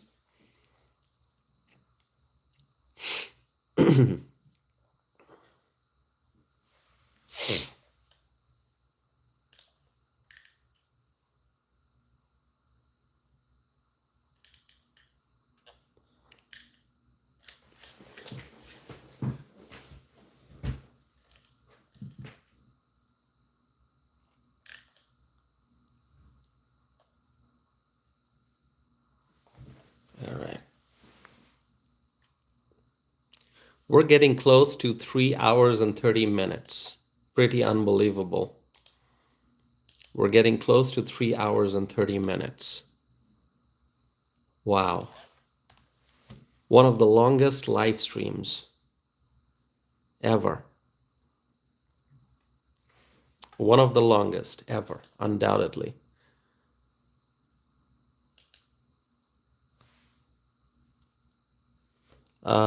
Someone's saying, I'm proud to be an American and Trump's doing a great job. Is that what you said? Let me go here and see.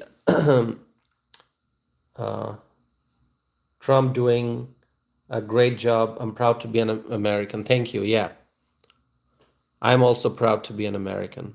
And I also believe President Donald J. Trump is doing great. Sergio is saying Trump is doing great work. Absolutely.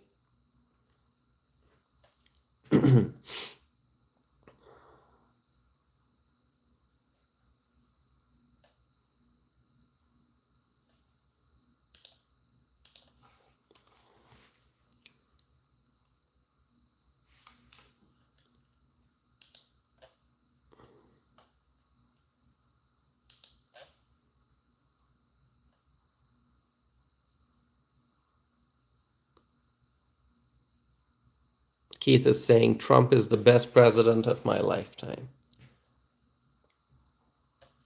He truly is. He is the best. Yeah.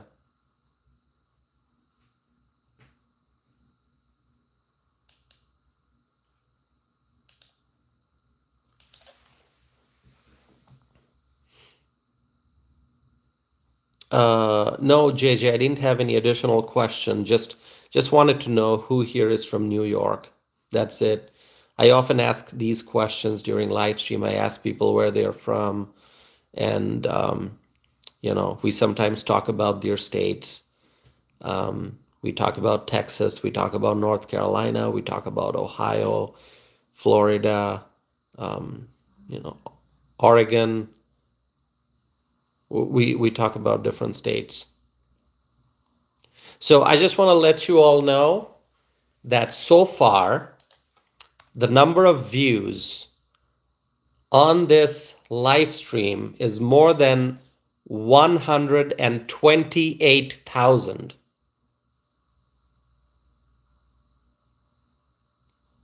Total views so far, more than 128,000. Because I know some of you like to get an update. Fred is here. Hi, Fred. Good to see you.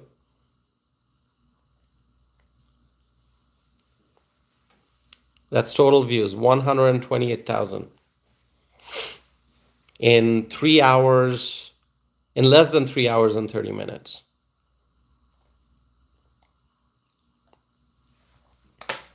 It's all because of your support.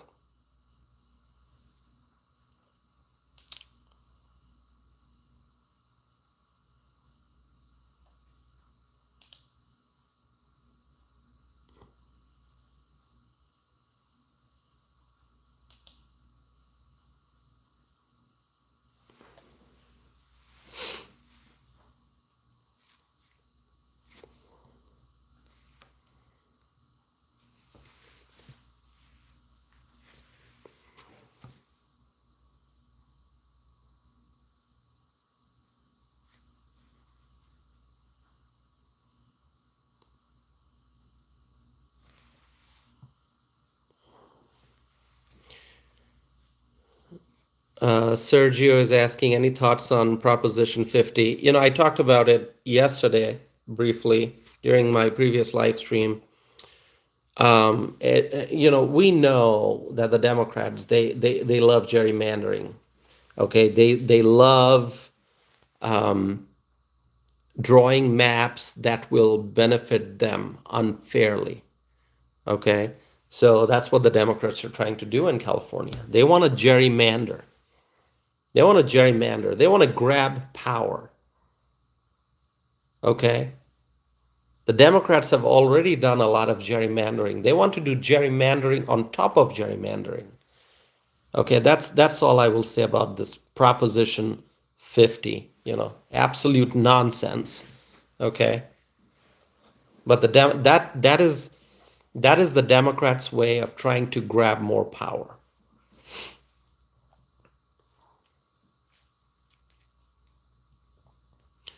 Sherry is asking, Tassif, can we talk about the Virginia election? Sherry, what can I say about the Virginia election? The results were so disappointing.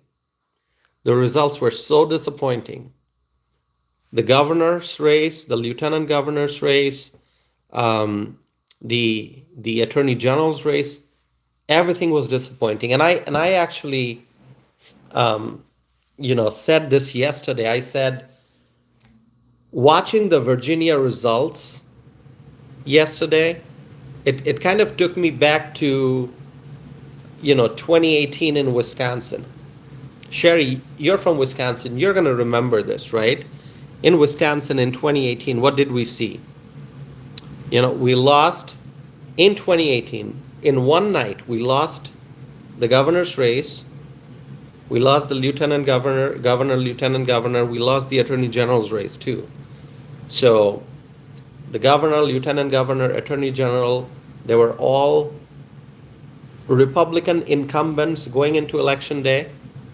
And then election night revealed that, we lost all 3 seats: governor, lieutenant governor, attorney general.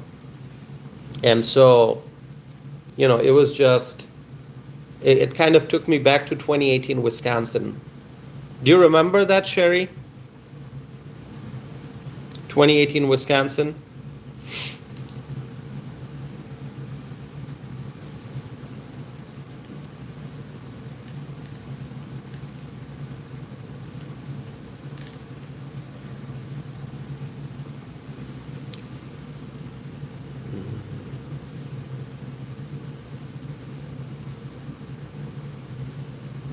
Do you remember 2018 Wisconsin?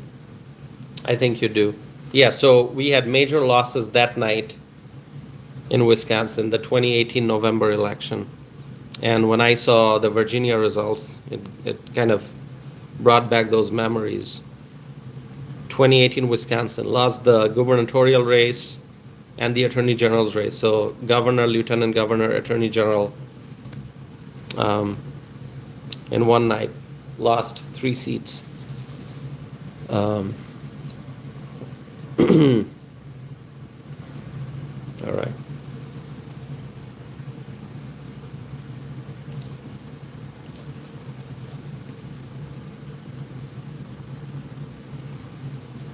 So my friends, I'm gonna wrap up this live stream. It's been more than 3 hours and 30 minutes. Thank you all for being here. I appreciate each and every one of you. Those who have not subscribed yet, please subscribe. Please subscribe and stay connected. Okay, I'm gonna end this live stream now. More than 3 hours and 30 minutes. It's a long live stream, but I've enjoyed your company, being here with you and having this discussion. Thank you so very much, my friends. God bless you all. May God bless you all. May God bless President Donald J. Trump. May God bless the Trump administration. May God bless the Republicans in Washington. May God bless the United States of America. May God bless our U.S. allies, and may God bless freedom-loving people all over the world. Thank you so very much for spending so much time with me, my friends. Thank you for all your words of support. I appreciate it. And I'm going to be back again soon with more videos and more live stream. Remember, my friends, together we will make America great again. Thank you. Have a good night, and I'll see you soon. Thanks.